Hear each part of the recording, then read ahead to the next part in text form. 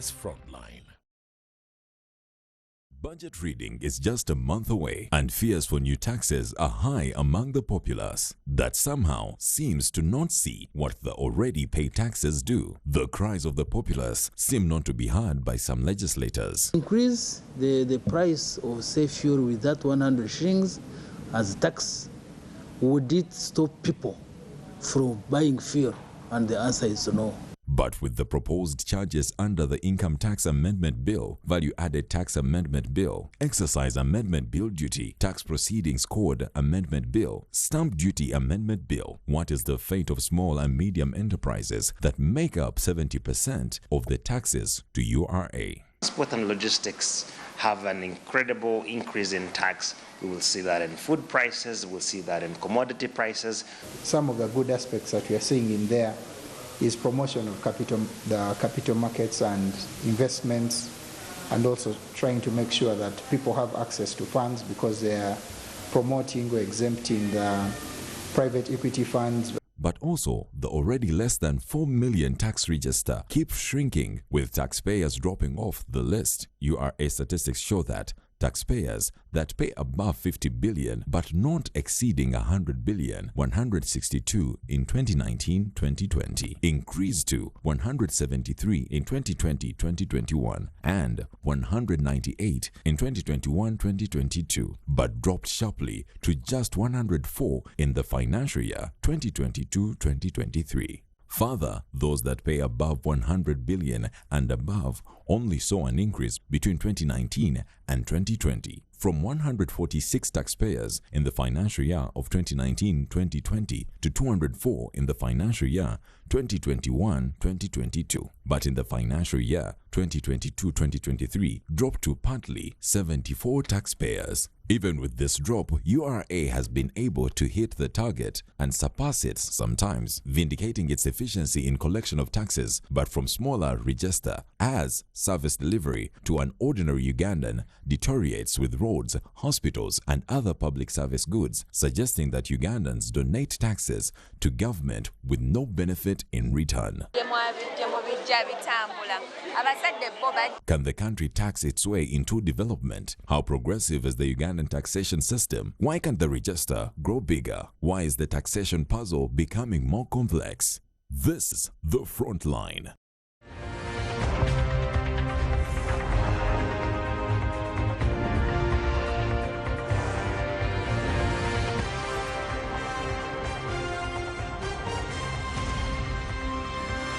MBS Frontline. A very good evening and welcome to this edition of The Frontline. I am Charles Mwangu Shampagi. Indeed, the question is, can a poor country tax itself out of poverty? We're discussing taxes. Why do these tax measures, year in, year out, what do they say to us every time we look at them? We're preparing for the budget for the financial year 2024-2025. Lots of expenditure and proposals in new proposed laws to increase taxes. How about expanding the tax register? By how much has it grown? And what does that mean? Remember, this is a country that is now in the middle lower income category, as we've been told, but who is actually bearing the tax burden? Who is missing out? And most importantly, the big question is, what does the money do vis-a-vis what the money that is borrowed? I have a panel to discuss that tonight, and let me start with the taxman himself, Commissioner General of Uganda Revenue Authority, John Rujochi Musinguzi. Very nice to have you, sir. Thank you. Good evening, Charles. Thank you for having me, and good evening, dear viewers. Great that we're having you for a second time in the same day. We had you in the morning, so it's great that it's your time, huh? It is my time it's your to time. catch up on the lost time. Thank you. Very nice to have you. Thank you. I have from the Kampala City Traders Association. This name should be changing, isn't it? Dr. Thaddeus Musoke Nagenda. He is the chairman. Very nice to have you, sir. Good evening, Charles. Good evening, viewers. I think this is a very great discussion. Nice viewing our viewers. From Industrial Division, Mbale City, Member of Parliament Karim Masaba. Very nice to have you, sir. Thank you very much, Charles, and good evening to all the viewers out there. And I'm glad I'm on this panel with the taxman himself. So, Mr. Karim Masaba, Honorable Karim Masaba, is a member of the Finance Committee and Budget Committees of Parliament. Very nice to have you. And I have from Amolata District, Dr. Agnes Atim Apea. Very nice to have you. Thank you very much, and good evening, viewers. I hope I'll be able to manage the four gentlemen here. Well, we're having a show without a single frontliner, which is quite unusual. Yeah. But most of the frontliners are engaged with different activities and unable to join us this evening. But we'll discuss taxes, and I think you, the viewers, will be helping us to ask some of the critical questions that we may not be able to raise on our own here. We'll put them to the people who need to answer them. I want to start from Parliament. I'll start with you, Honorable Karim Masaba, and ask a very basic question about the budget proposals that are now before you. We've seen significant shifts in the figures. Some of them, I don't know if you're aware before they come to you. Some of them, what numbers are we talking about? What figures are we talking about at the moment? Thank you once again. And yes, as Parliament, we are involved, and as a Finance Committee, we are usually at the front line of this process. We do not initiate any tax as a Committee of Parliament or as members of Parliament, but we do receive and then we process and do a report as a committee to which we present on the floor of Parliament. And if Parliament agrees, then they are passed on, and the process continues to the President until they do assent to it to become law. So when you look at the process, it usually begins from the end of URA and the executive, that's the Ministry of Finance, and it's brought and laid on the floor of Parliament. And this year's budget, because every time they bring a budget, the budget comes with the income side and the expenditure side. So because of the growth in the expenditure side and because of the high expectations of government, usually they do come up with proposals, either to bring new taxes or to remove those taxes that have not worked during that financial year.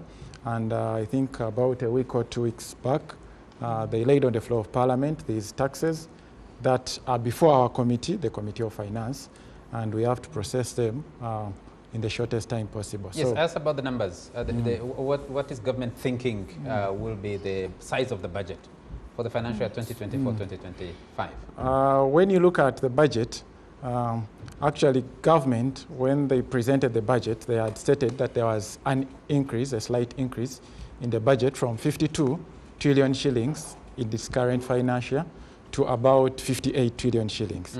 But again, this is not right. 6 trillion doesn't look like a slight increase. Yes, that is what government had said when we were still at the process of the budget framework paper. But during this handling of the ministerial policy statement, because this is more of the final stage, we've realized actually this is not true, because when you talk of the current budget that government has planned to operate, it's about 60 trillion shillings. 60 trillion shillings, which is way beyond what actually Parliament did approve and pass. So when you look at the budgeting process, when we were passing the budget last year, the actual figure was about 52.4 trillion shillings.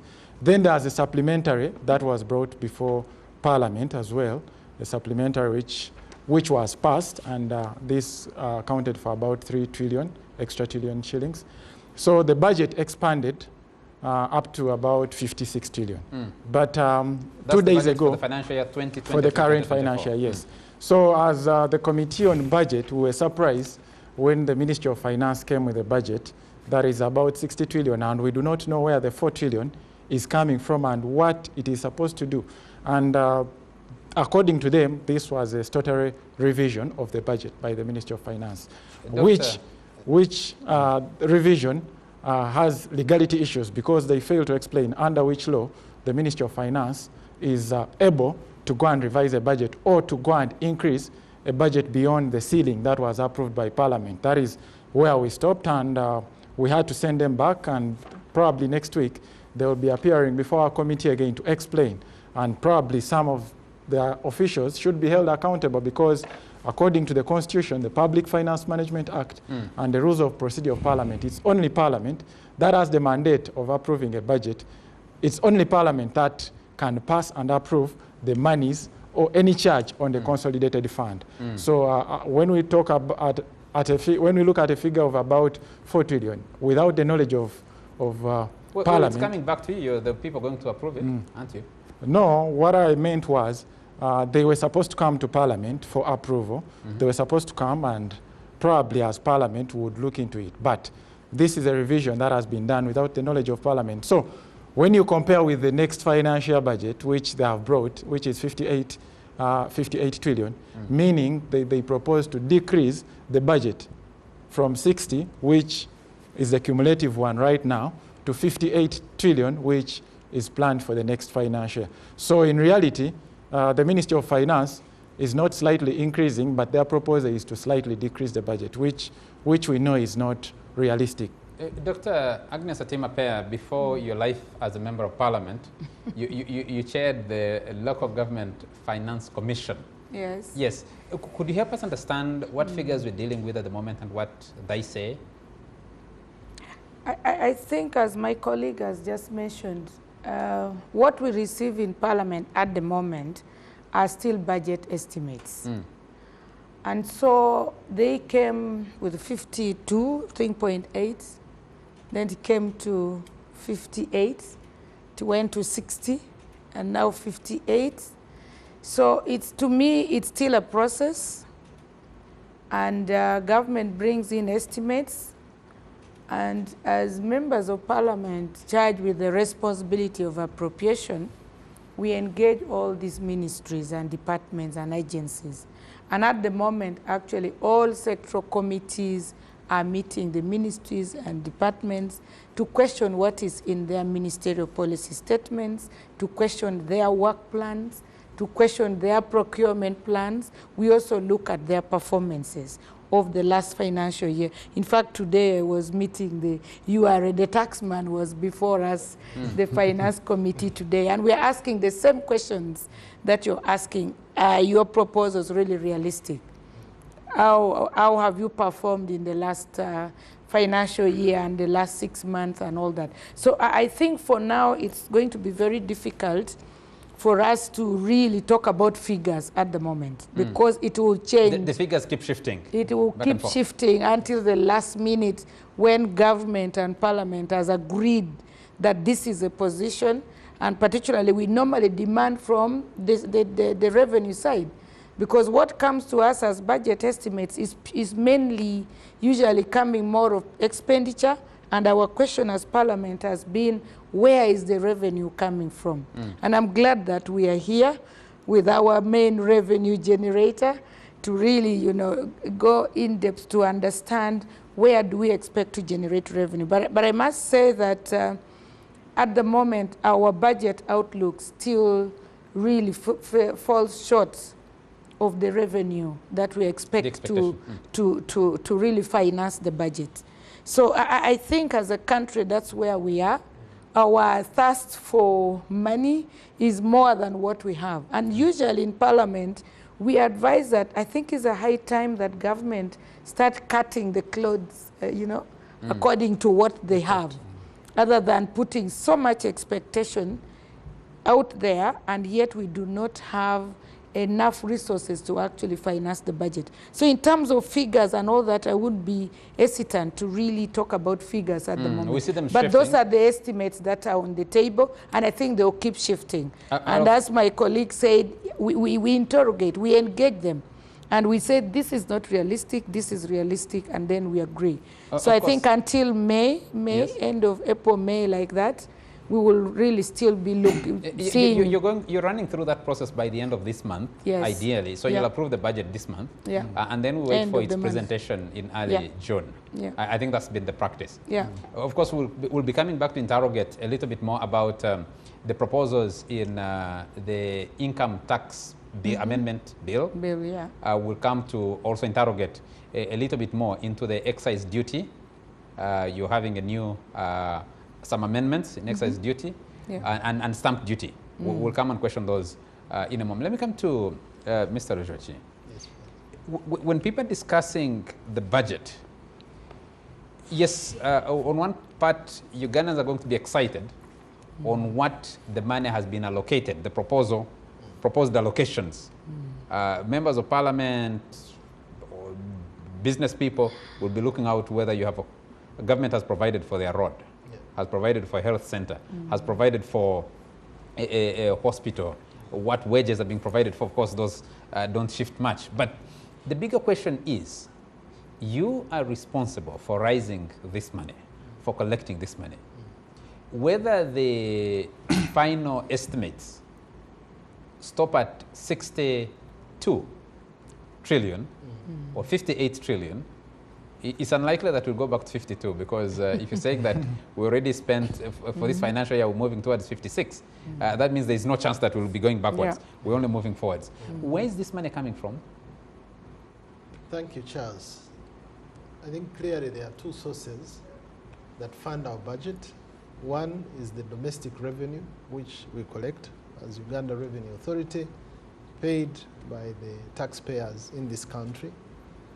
The other source is, of course, borrowing, which tops up the budget, because at the moment, we only contribute about 52% of our needs. So the rest comes from borrowing. And of course, on very exceptional occasions, grants, which are diminishing day by day. Therefore, I think the mission or the challenge at hand is for all of us to think about self-sufficiency. Can we internally mobilize enough revenue to support our budget? That should be everybody's question. We think hard about this as the agency charged with the mandate of collecting revenue for national development. We think that if, as a nation, we determine and we commit ourselves, everyone to pay their fair share of tax, we can definitely mobilize enough resources internally to sustain our budget and to meet the needs of our country. Going by indicators of tax contribution, I think Uganda is ranked as number 140 in terms of tax burden. Our tax burden is very, very low, about 11 or 12%, ranking as number 140 in the world statistics. Countries that are collecting sufficient resources to manage their affairs and even lend and extend a hand to us who are struggling, the tax burden is about 46% in Denmark. The rest of the European countries are all above 40, Italy, England, everywhere. So for us who are still contributing a small fraction of about 11, 12%, there is much room for growth for us to grow and raise enough resources to manage the affairs of our country. One of the bigger questions that will emerge, yes, talking about the tax to GDP ratio. Most people will ask, what does your tax register look like? Yes. Who do you expect? Yes. Who do you collect this money from? That's right. And one of the bigger concerns is you are always rotating around the same narrow circle Yes. of taxpayers. That's right. And that maybe explains your 11%, but also explains the apprehension of many taxpayers. Correct. Now, Charles, there are two issues here. There is the figure for tax burden, which is about 12%, I think. But then there's the tax to GDP. Now, for tax to GDP, we are now at 14%, which is again very low, because for the developed world that I was referring to, they're above 30 and 40%. So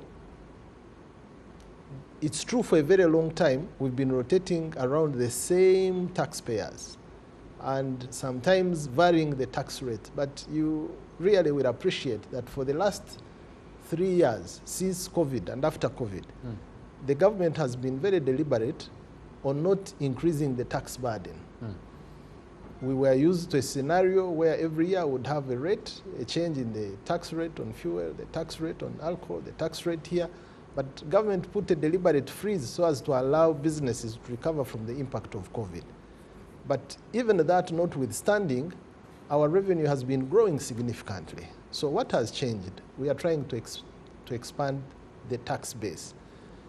On our tax register as an indicator, We were at 1.5 million taxpayers in 2020 at the beginning of COVID. 1.5 million taxpayers. Yes. 2020. Yes. For a population of an estimated 46, 47 million. Absolutely. That is where we were. Now, we are, I think the last statistic, about I hope I'm not forgetting this now, about 2.4, but that's no. I remember the figure for where we are, but we've really grown significantly. I think we're about 4 million, 4.2, yes, I was inverting the number, 4.2 million taxpayers. So we have more than doubled the tax register. And of course, you may want to know why we have also not doubled the collection. It doesn't happen that instantly. When you bring on board new taxpayers, then there is a period of onboarding them, teaching them how to be compliant, because most of them come as a one-off. You get them when they are buying a motor vehicle, you register them. You get them when they've made a supply to a certain ministry, you register them. And when you get them is when they pay. But now you must sensitize, handhold, educate, until they make tax compliancy and paying regular taxes and filing returns on a regular basis, part of their culture. So we are in a transitioning time, moving from a culture of non-compliance to compliance. Actually, to be honest, Charles, when I was coming for this show, because I was here in the morning breathe, as you said, and you know I don't come to these platforms very often. I tend to concentrate on work. But why I came this morning, I was trying to deal with a situation where a group of our business community here in the central business area of Chikubo are threatening to demonstrate next week because we have introduced them a technology called IFRIS, which is basically supposed to help them manage their records and transactions better, but also help us assess them better. And they are rejecting it. Why? Because it is change. They are not used to this change. They are not used to this level of transparency. But some of these initiatives, like this technology of IFRIS, are helping us to expand the tax base. Because everybody who gets an e-receipt leaves a trail of their transaction in our database, and we are able to expand. So there is deliberate focus on the side of URA to expand the tax base. But we must take it slowly for our community to understand it, appreciate it, know that it's everybody's responsibility to pay their fair share of tax, and that way we shall slowly reduce the tax burden on those individuals that have been paying the price for a long time.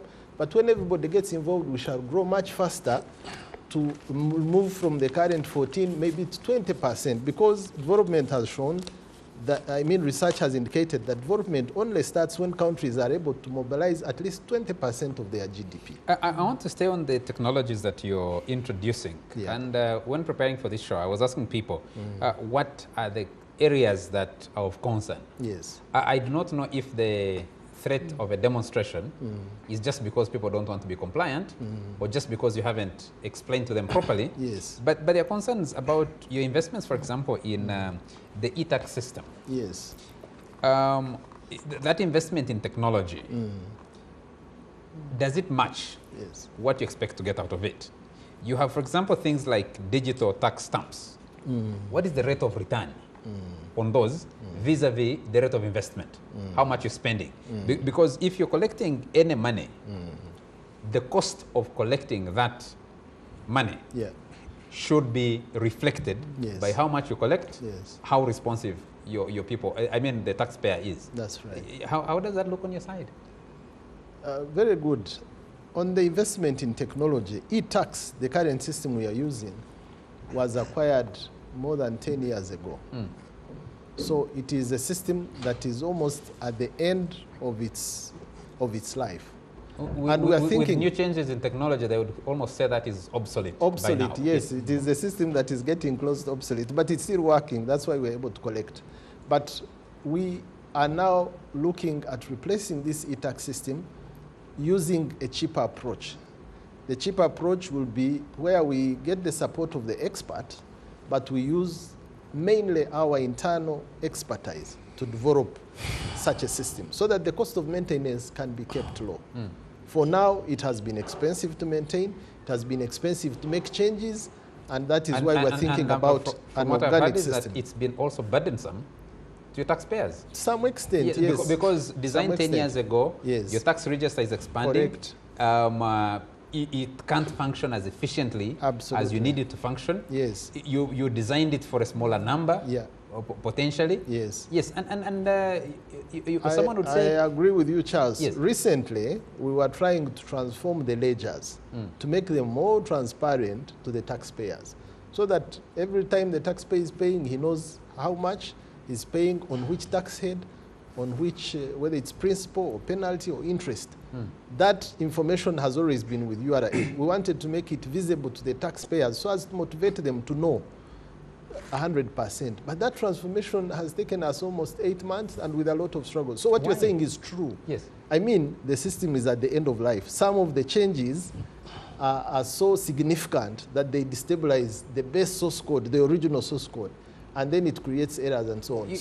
You're not feeding the cow that you are milking. Well, we could have thought about changing this maybe some years back, but we didn't. But partly it could be a cost issue. But I'm telling you now, the approach we are using, we will replace it with a system that is organic, that we can change without costing us so much, and that process is underway. So in the next 2 years, we should have a new system for tax administration. So what are you telling the people who are threatening to demonstrate? They cannot. I think Dr. Thaddeus Musoke here is those threatening, and Thaddeus is here. Thaddeus is here, you'll bear me witness. Yes. They are not demonstrating over e-tax, absolutely not. Their issue is IFRIS. IFRIS is the electronic physical receipting and invoicing solution. This is completely new technology.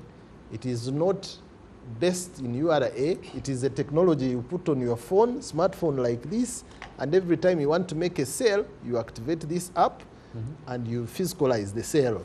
You just send that sale to our URA database, we physicalize it, it comes back to you, and you transact. Mr. Jochi, you appreciate, and I think everybody in this studio appreciates, and the viewers, that for a majority of the people out there, including the people in this studio, if they had an opportunity to keep a little bit more money in their pockets, they would choose to keep it in their pockets. Correct. Now you're telling them, we are driving transparency.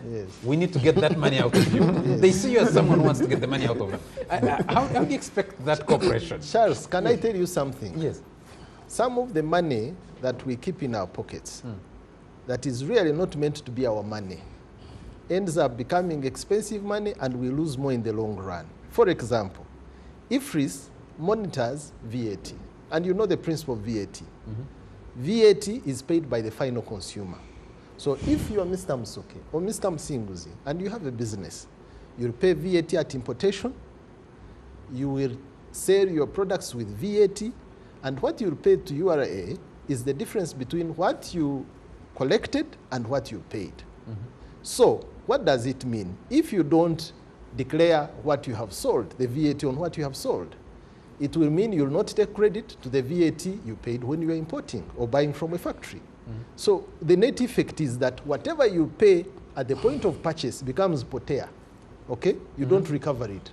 Because for you to recover it, you must declare what you have sold. Now, this technology helps you not to be overseas, because when we come to audit you as URA, we'll say, but you imported goods worth 100 million. The VAT on this should have been 18 million. Where is it? And then you'll have to pay that. But if you had been compliant, you would declare that when I was buying these goods of 100 million, the VAT component was 18 million. When I sold them at 150, the VAT component increased from 18 million to 27 million. And what I'm giving URA is 27 minus 18, which is 9. Okay? So you pay 9 million, which you have collected from the one who bought from you. And that will not affect your capital, because you are dealing with an indirect tax paid by a final consumer. But if you want to hide the tradition we've been used to, you'll pay 18 million at purchase, you will not make a full declaration of what you have sold, then you'll find yourself, we're surviving until we catch up with you, but when we catch up, you'll pay much more. Let me put just 2 questions to you before I go to Dr. Musoke.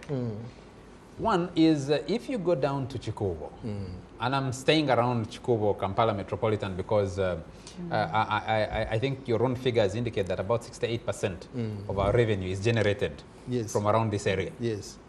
The difference between someone who grows a business that becomes successful and one who struggles and actually collapses is their compliance with Uganda Revenue Authority. That the one who doesn't comply, who knows their way around taxes, is able to survive and grow. And the one who is compliant attracts a lot more questions. Very good. Yes. Very good point, Yes. Charles, and you're spot on. Why is it so? The one who is not compliant will manage to sell without the tax component, like the VAT we are talking about. Therefore, their goods will appear to be slightly cheaper. Then they will undersell those who are paying tax. And in the moment, these ones who have been compliant will wither and collapse.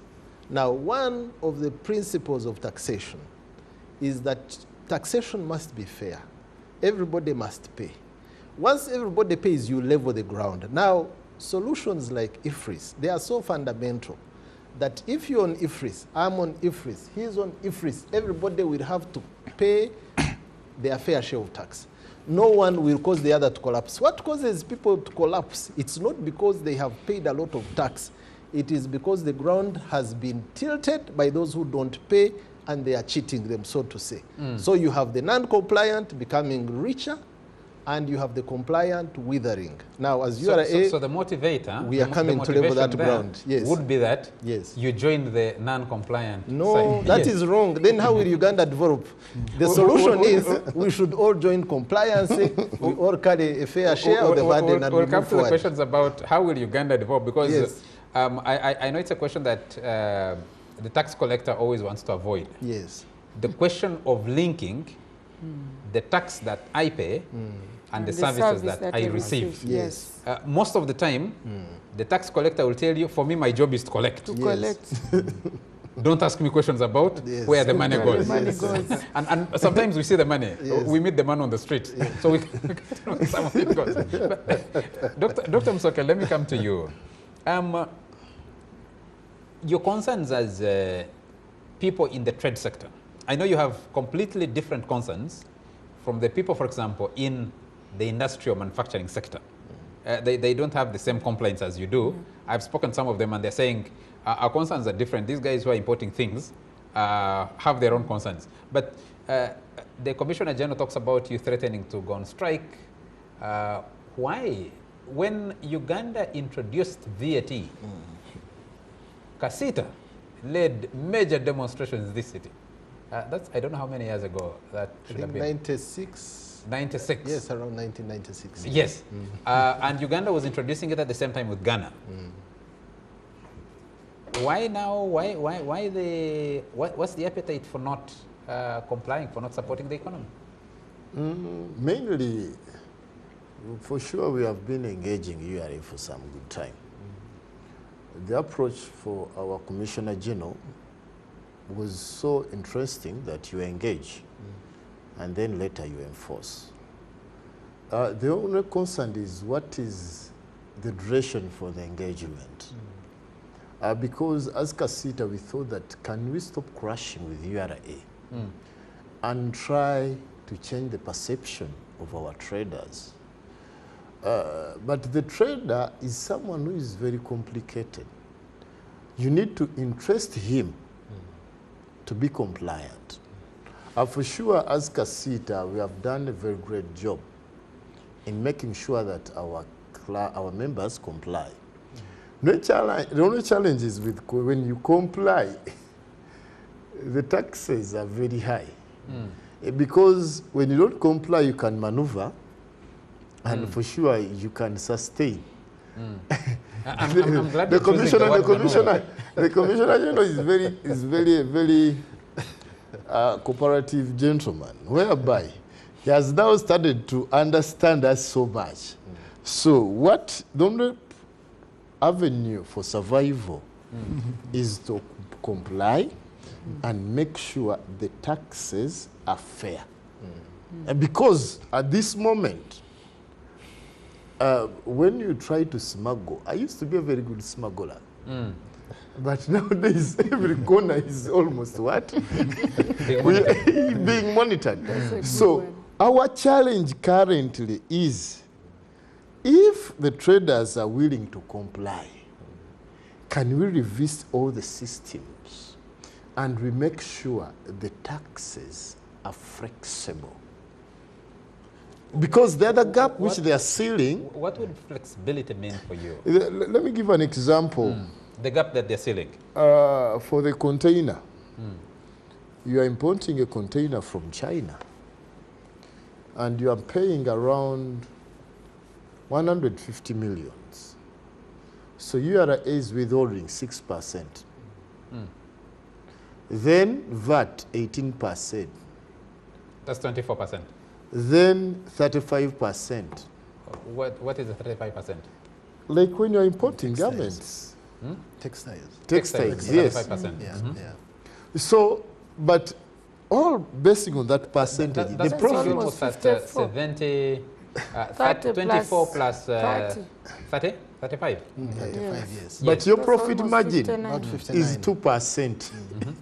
So for sure you find that all the money which you got from the bank is being withheld by the government. And another challenge is... And you borrowed the money at 20%, above 20%? Above, mostly it's around 35%.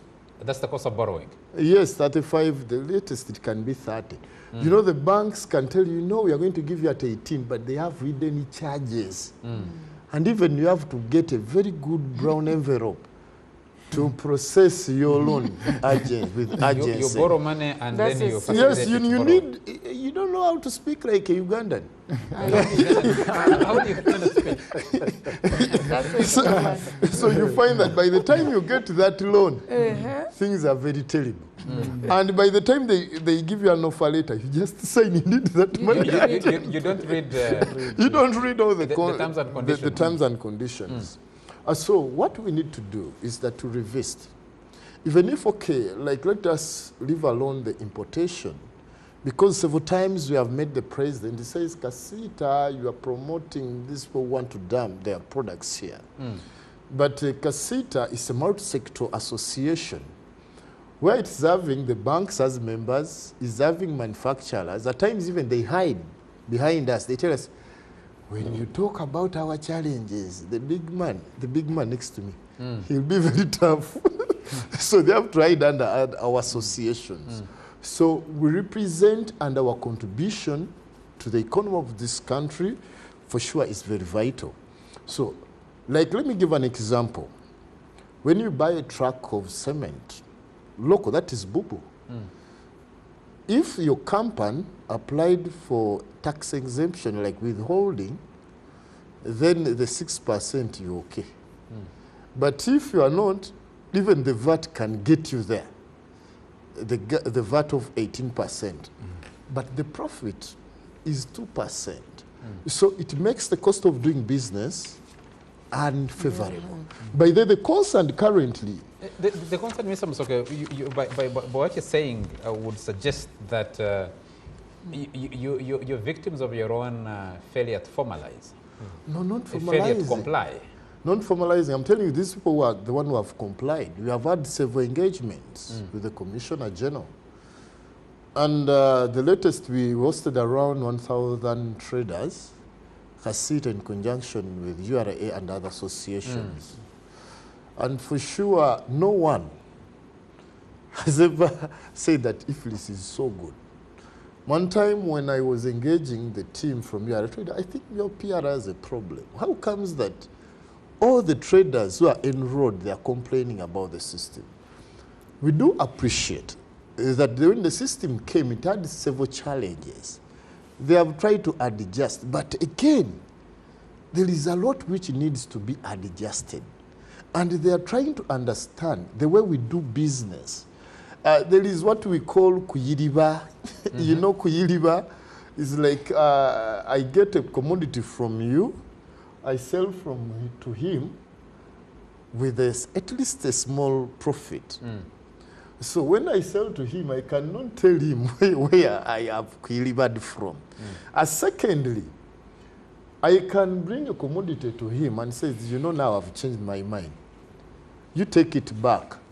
So for Iflis, most of the people are complaining about that. And the moment the enforcement team gets you when you are delivering, I want to use that Uganda word because that's what you use in Chikubo, a penalty. So we are trying to ask you, can you try to ease up with the penalties? But you're not thinking about me, Mr. Msoke. I am the buyer, I'm the consumer. When you are Kuiriba, you get from Honorable Masaba. Yes. You sell to me because Commissioner General doesn't come to do shopping downtown. Look at him as a consumer, final consumer. Or Honorable Agnes Atima Pair there. He is not coming downtown. In your process of Kuiriba, even if I am standing in your shop and you tell me, give me 2 minutes, let me pick it from the store. Yes. And you run to another person's shop, pick it and charge me higher. After making you wait. Yes, you make me wait, you charge me higher. I mean, you're not being fair to the final consumer who's supposed to bear what the Commissioner General is calling the 18%. Correct. The tax burden. Tax, yes. You're passing it on to the next person through use of middlemen. Yeah. Isn't it fair, only fair, to me, the consumer, that you register, you're compliant, that the price you give me is the price URA will read. Yes. And therefore, your profit margin can be calculated there, whether you're cheating me or not. That's right. I think, Mr. Charles, that's your perception. Like what we do, business is to meet the demands of your customer. Yes. By there, I can query without even adding anything. But to make sure I can satisfy you that I can avail you with whatever you want. Let me give an example. I used to do distribution throughout the country. And even I can query and send goods to Gulu without getting a coin. Currently, which was causing an alarm in Chikubo, that the moment they find you with a box, hello, where is the e-receipt? Until we engaged the taxman and said, okay, even if an ordinary receipt with the location, then the goods will pass. So when we talk to him, he's a gentleman who is very flexible. I think has passion to business. But his people on ground, they're a little bit not so easy. And he has tried, I think, to engage them. And what we are pushing as an association, because we get so many petitions, and then at times when a trader sees that Casita is then taking appropriate action, he says, I think you, man, when most time we see on TV with the big man, you are compromised. So we pressurize him and the team. And even now already we have put standby employees to make sure that when our trader is inconvenienced, we send someone to engage the team, because at times we have several engagements. And for sure, what the traders need, can we have a conducive trade environment? They are reading, by the traders are willing to comply. Because with several systems and strategies which URA has put in place, I was there at URA Towers, and then I told him, I was with our spokesman, Haj Sechito. I told him, unless we transfer this information to our traders, if we don't comply, we are going to go out of business. We have been making research. Most of the companies are complaining, like the manufacturers, but they are complying as they lobby for flexibility from URA, because we need to engage the taxman, and then we need to engage your Minister of Finance to make sure there is a favorable business environment in this country. I think what URA needs to do is to understand how an ordinary trader operates, to be flexible, and even like when you are making some implementation. For me, I've been sanctioned to several audits, NSSF, URA, but I've never called even the taxman, the big man. But I go there, I meet them, they engage me. At times even I was made to pay penalties. I'm paying my penalties, but not in the way which can cause an alarm. So can URA not bring so much attention in Chikubo? Because our customers who come now, they are limited because we have challenge where manufacturers and distributors and retailers are hawkers.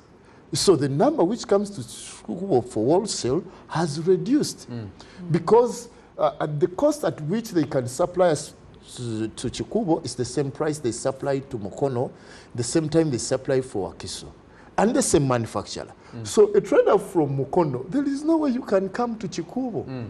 We have had those big traders, but now of them, they are disappearing from Chikubo. These are small businesses who are trying to struggle. Thank you. I think we'll pick that up in a moment. I want to go back to the budget estimates.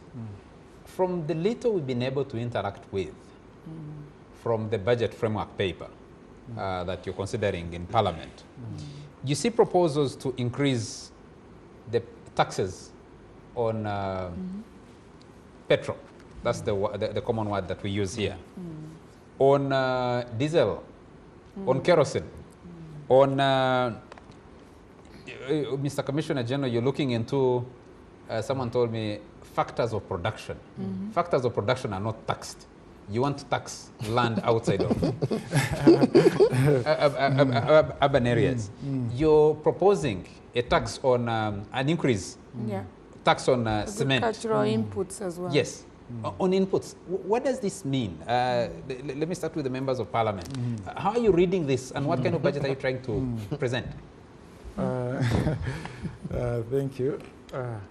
When you look at some of the proposals, for example, there is an amendment on mineral water, and 75 shillings? 75 shillings, yes. Or what was it, 10%, whichever is higher. Yeah. I think it was even brought last year, and our committee, still the finance committee, we declined. Rejected it, we declined to pass it because it's a challenge. How can you look at a basic commodity like water? Because the argument was, URA was, that they are trying to find ways of balancing, because you'll find that water, say, Renzori, a liter which is at 2,000, 10% is 200 shillings. They are paying their tax, but there are those producing way cheaply, and they are not literally paying. When you compute 10%, it's quite low, that they'll end up maybe paying 50 shillings, but that is not right. You know, there are people who cannot afford a bottle of Renzori, and they're only getting the opportunity to take mineral water because probably there is a cheaper option. So as the committee, we rejected that. So when you look at some of these other taxes, it's been a while, I think, since we came into the 11th Parliament. We had not been faced with an amendment on petroleum products. I think it's the first time it's coming. And my view on it is, I think we are looking at, probably it could be a right sector, but at a wrong time. Because the timing right now, it's not the best. The economy is still trying to recover from the effects of COVID-19. And you know that once you increase or you add a tax on petroleum products or fuel, then all other sectors are going to be affected, because you'll have to dress up. So the clothes have to move. You'll have to eat. Wherever you're going, you'll have to use maybe a boda, or you'll have to take a taxi. So once you increase tax on petroleum, probably one way or another, indirectly, it will affect prices of other commodities in the supply chain as well. And my assumption was that maybe government is looking at the agreement that they did sign with Vito and UNOC, where they are giving monopoly to one company to bring fuel. Perhaps they expect that the price of fuel will go down, then this tax will come in, government will benefit, but the taxpayer will not probably feel the effect. But that's not right. Let the agreement come in.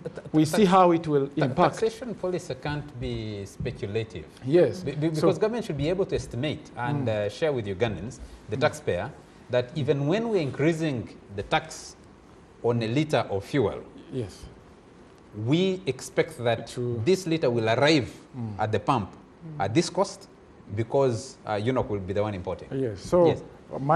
My advice, probably, because they will be coming back before our committee, I think as a committee, some of us are going to reject it, and if some, but all of us. If all of us do agree, then well and good. If some do support the amendment to increase the tax, then we'll have a minority report and take it back on the floor of Parliament. Because when you now look at the other sector that they are looking at, the other commodity, that is paraffin, kerosene and the products, maybe in one way or another they are looking at ways of making our people shift to renewable energy and use gas.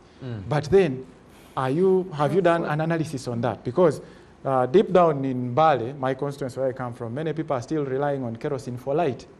Many of our children are studying at home because there is kerosene, and kerosene is cheap.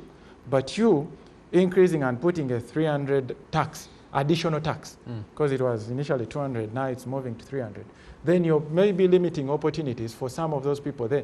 It means this tax is majorly targeting the low-income earners, the people who are down there who cannot afford basic life. I want to ask, who are you budgeting for, and who do you see this money coming from? Thank you very much. I want to quote from Adam Smith, of his book of 1776 on the wealth of a nation. Adam Smith proposes 4 principles which my taxman should be very conversant with. And that is fairness, that is convenience, that is effectiveness, and certainty and simplicity.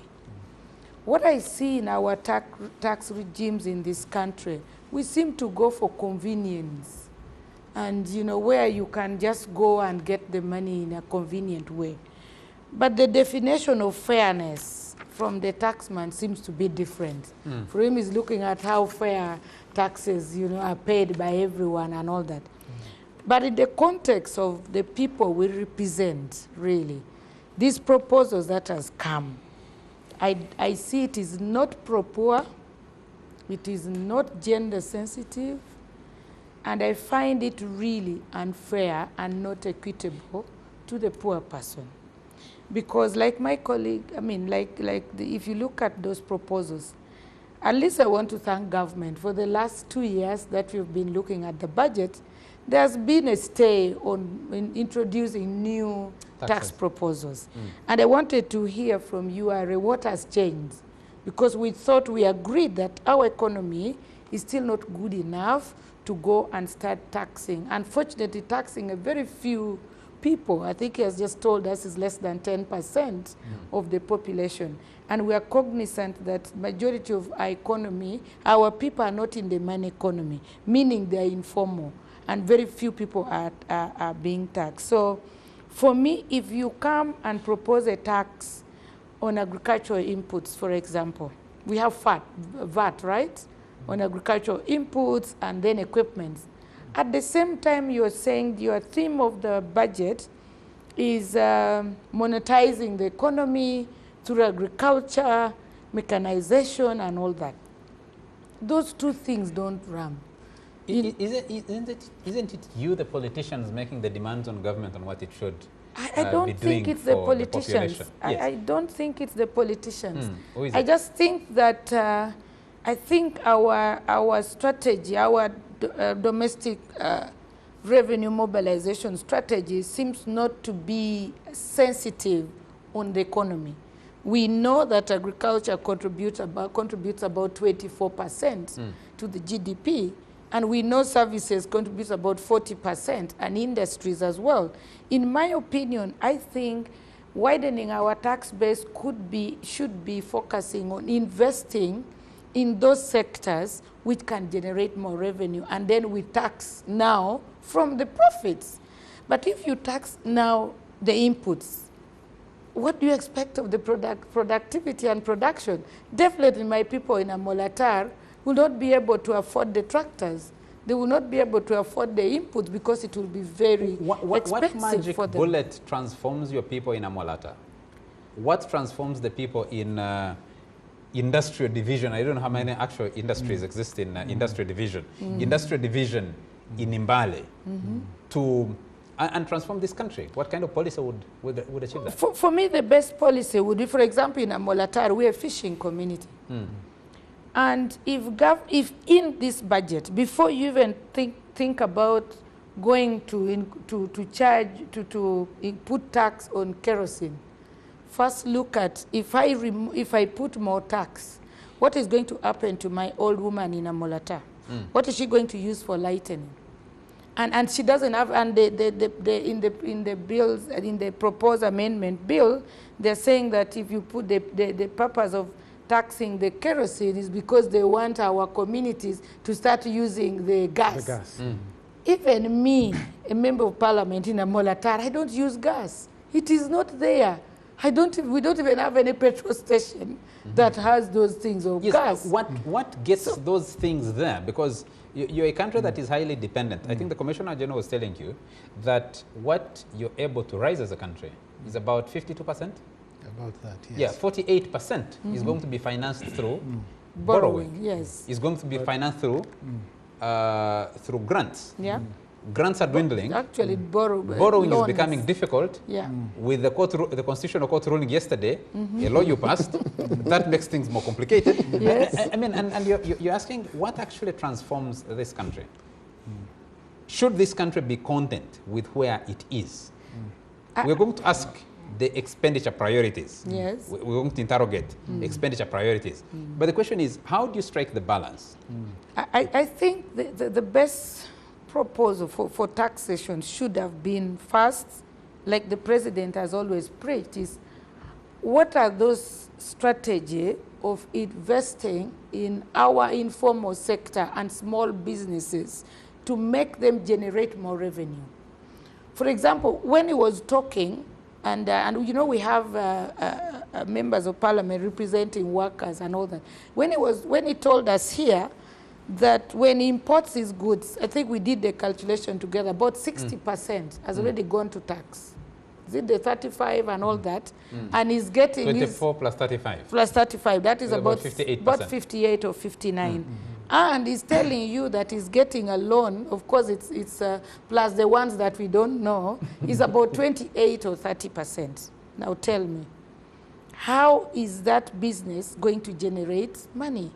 I know that as a country, we need revenue, and we need our domestic revenue to increase to fund the budgets. But where are we going to generate that revenue from? For me, that is a question that we need to answer. It's a question that we need to answer. Yes. After a very short commercial break. Thank you. We'll pick that up. Yeah, tax.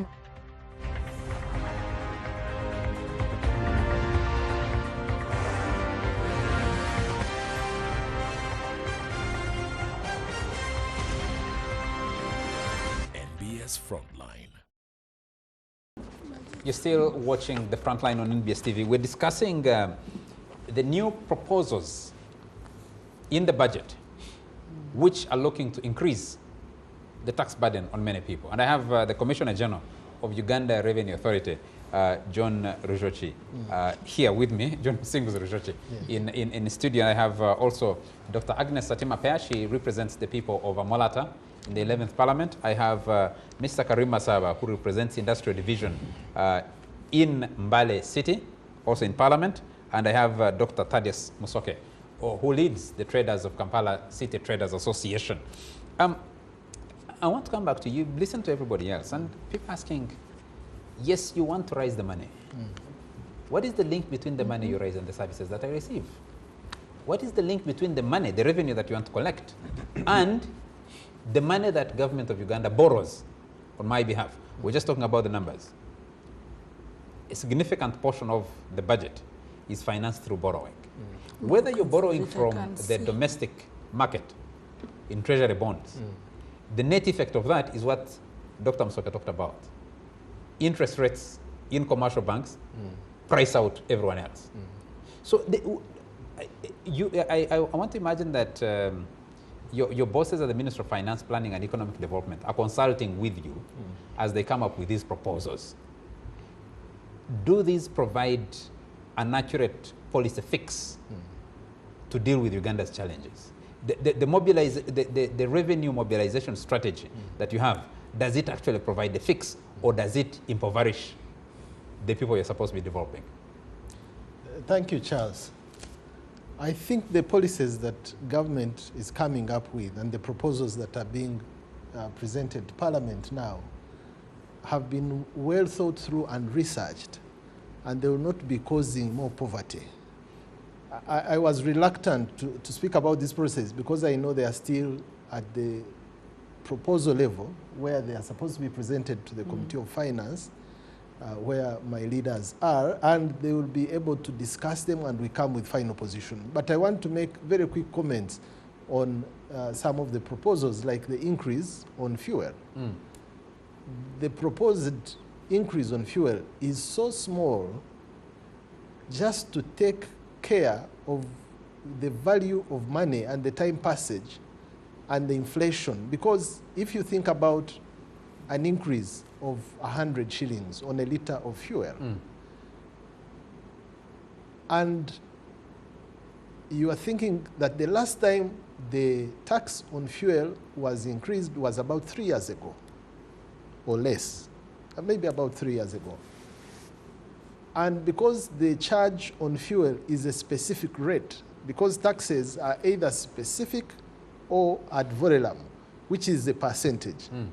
Now, had we gone with a percentage of, say, 30% as excise duty on fuel, at the time this law was passed, the litre of fuel was costing about 3,500.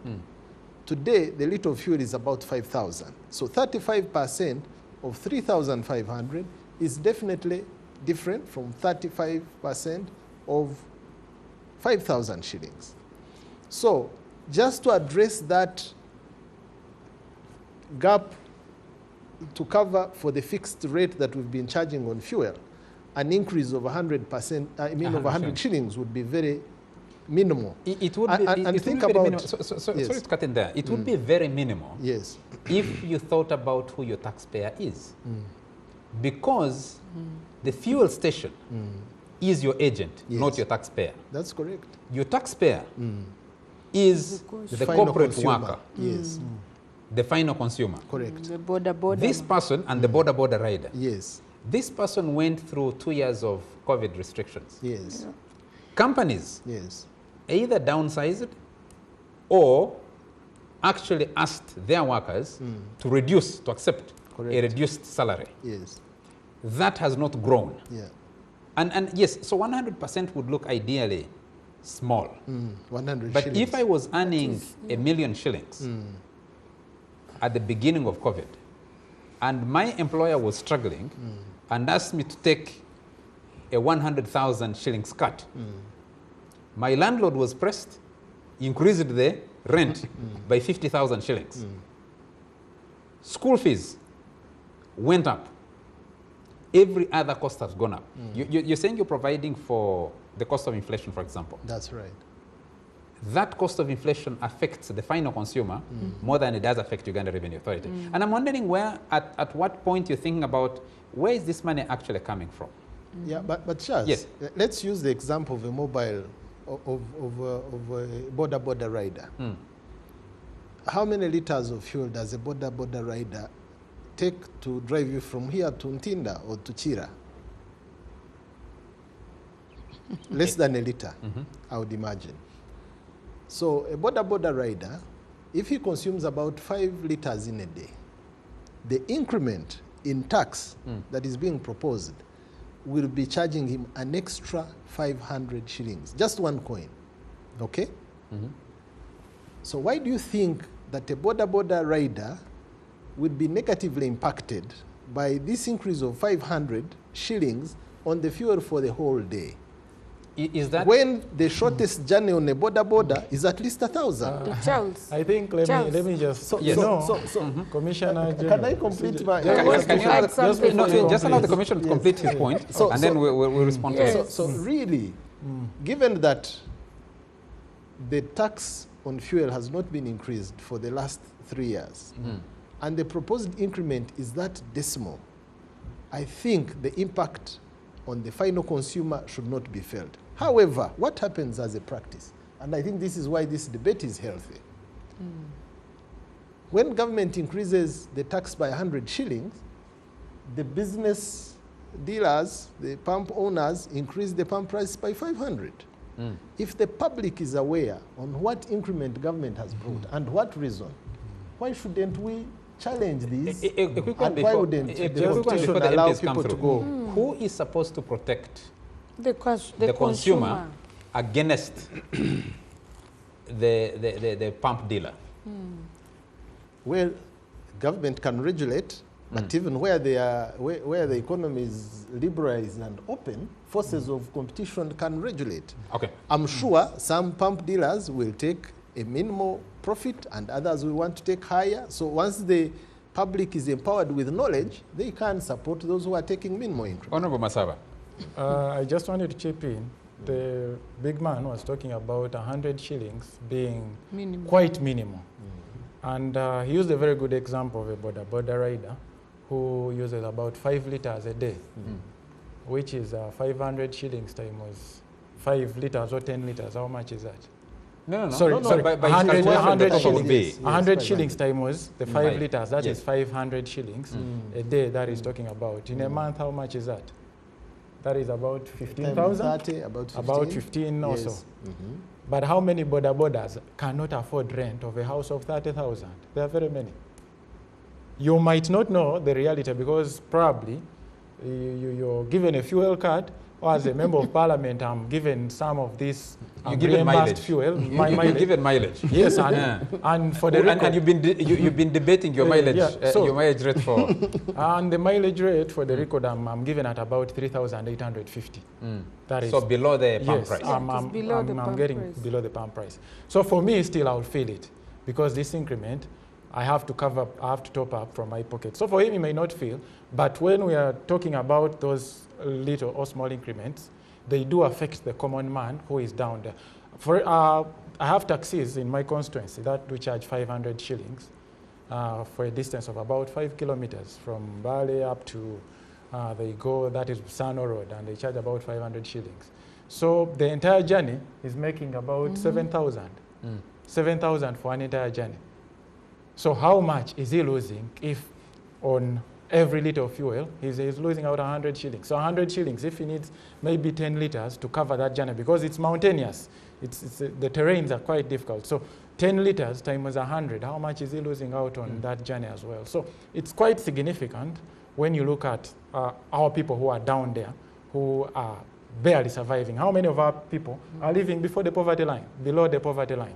So we should get back to the reality and stop thinking about the high income Honorable earners Masaba would be, what does government need to do to get them above the poverty line permanently? Yeah. I know you have about, I think on average you have about 8 to 9 million Ugandans that are permanently below the poverty line. You have about another 25 million that are on the edge. They can collapse any moment. You cannot look at taxation, taxation or taxing people as a way of moving out of poverty. As a country, we cannot get out, and the taxman can witness to this. There is no way. Poverty will make Uganda move, but we should look at Uganda as a whole. Every region in Uganda, every district, probably every sub-region is unique in its own way, in its own character. We've seen government dishing out parish development model, promising our people parish development model as a way of elevating them from poverty. But we are into the 4th quarter, and this whole financial year, the Ministry of Finance has released 0 shillings for the parish development model. Because the coffers are dry, wouldn't you say? No, they do have, the money is there, but the priorities are wrong. So to go back to the point, how do we need to elevate our people from poverty? You look at each region. I'll give you an example of Ogisu, where I do come from. We are majorly coffee growers. We deal so much into coffee, and it's the main source of income of most of our people there. But what has government done to elevate or to help our people who are in the coffee processing and the coffee industry?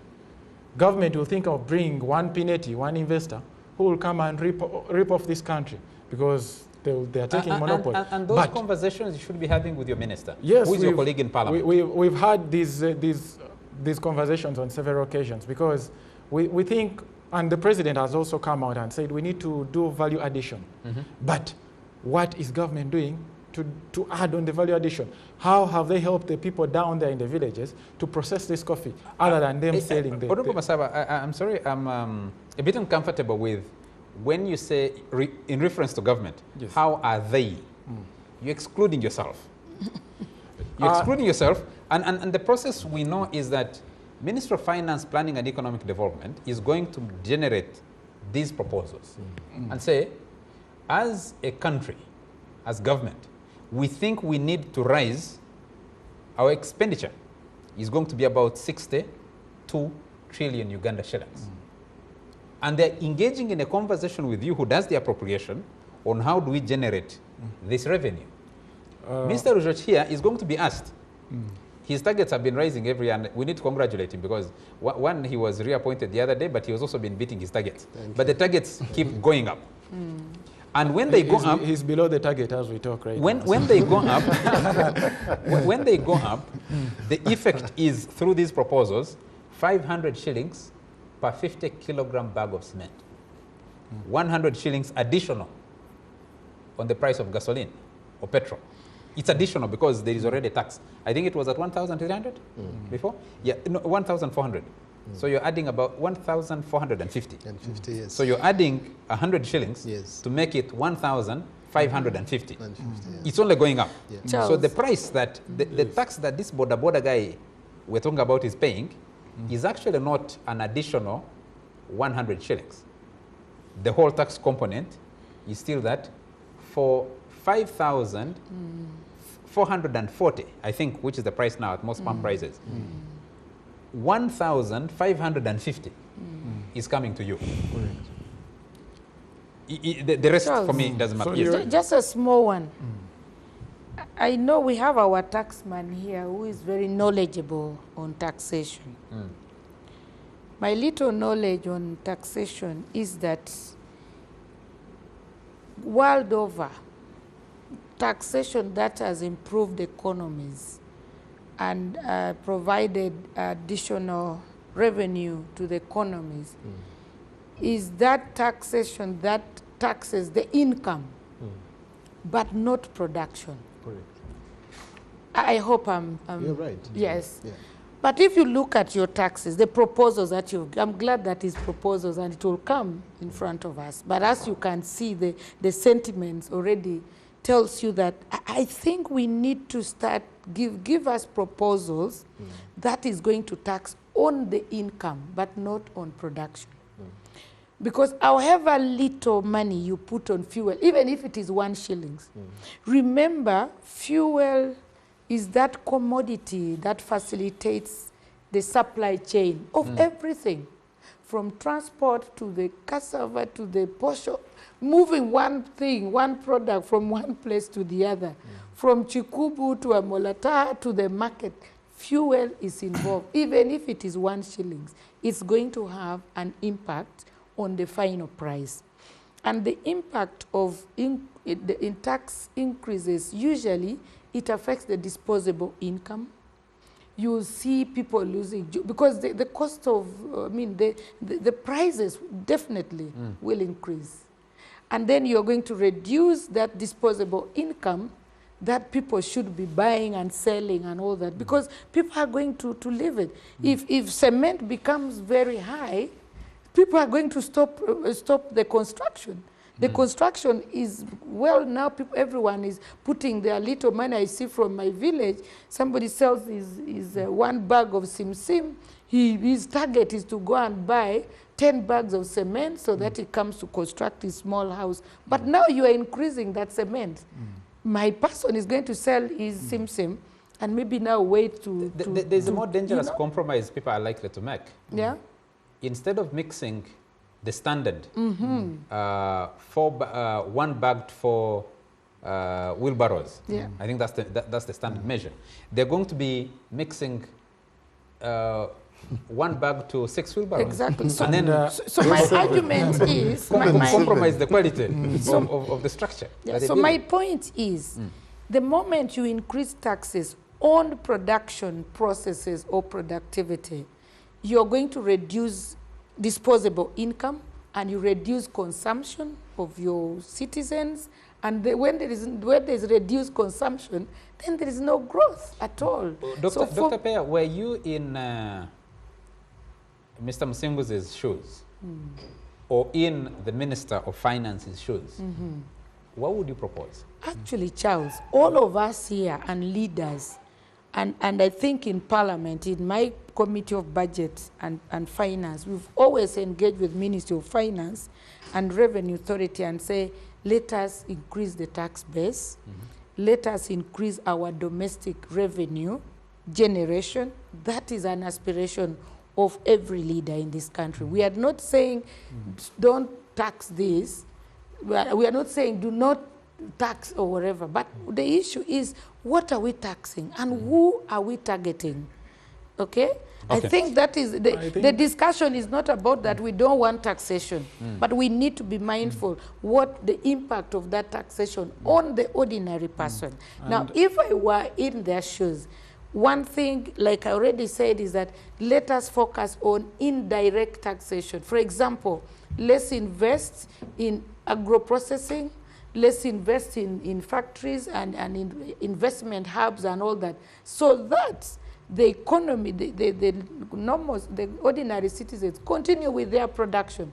We've done so well, by the way. We need to applaud URA and our taxman that from the COVID time, there has not been any new tax proposals. Don't you think that is the effect of why your revenue targets are actually going higher? Because they did not introduce any new taxes.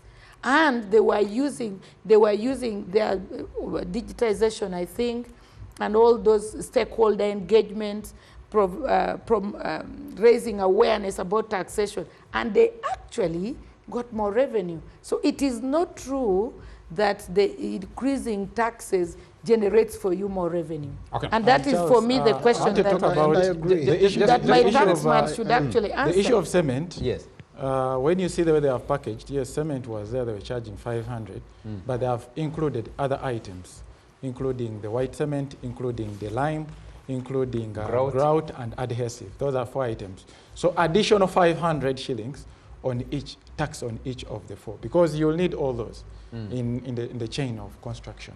So that is 2,000 shillings additional on each unit cost of the construction item. So is it the right time? The economy is struggling. We are having a shortage in the housing.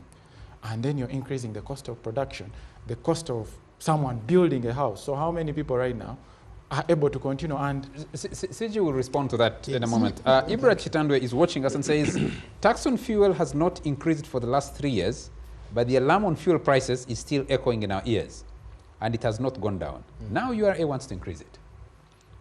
It's not URA actually. URA is being ordered to collect this money. It's the Minister of Finance is making the proposals in the budget estimates for the next financial year. Imagine what impact a cocoa processing plant in Bundibugyo would do to the economies of Bundibugyo and Uganda at large.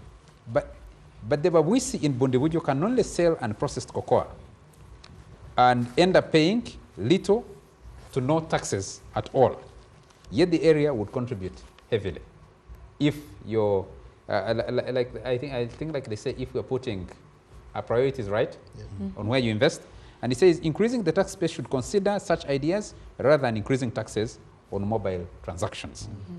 That's from Ibra Chitandwe. I have someone called MJK.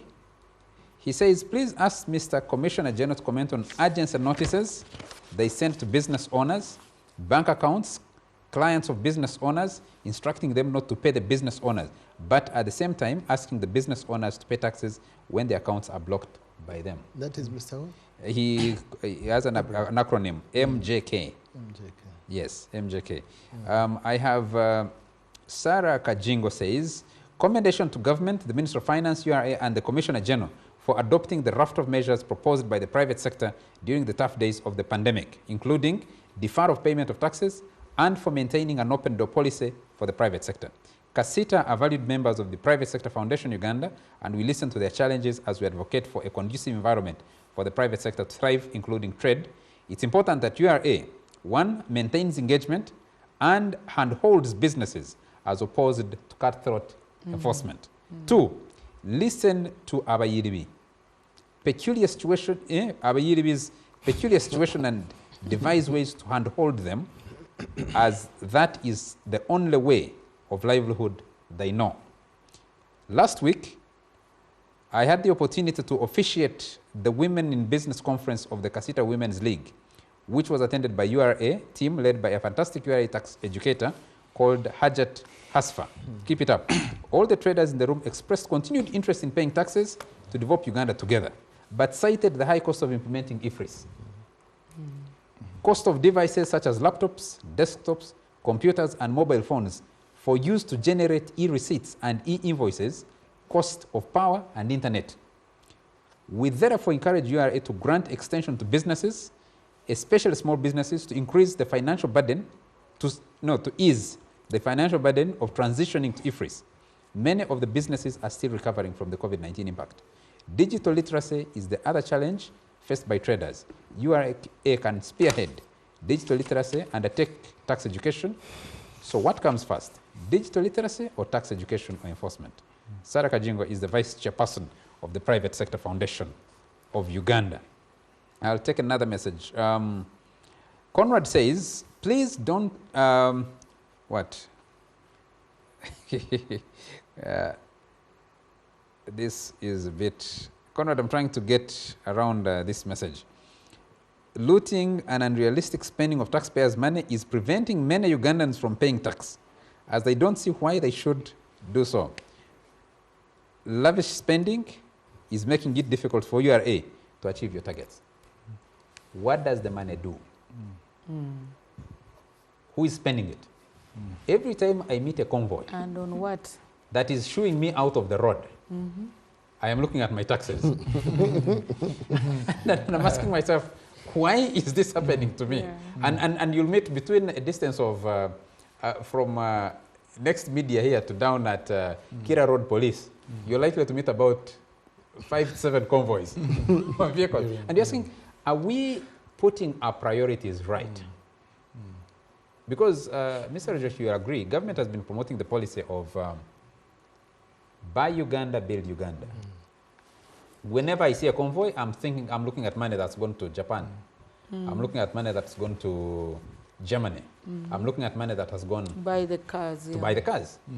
I am looking at fuel that is imported. We haven't started production of our own fuel. And I'm wondering, is it that the country is poor?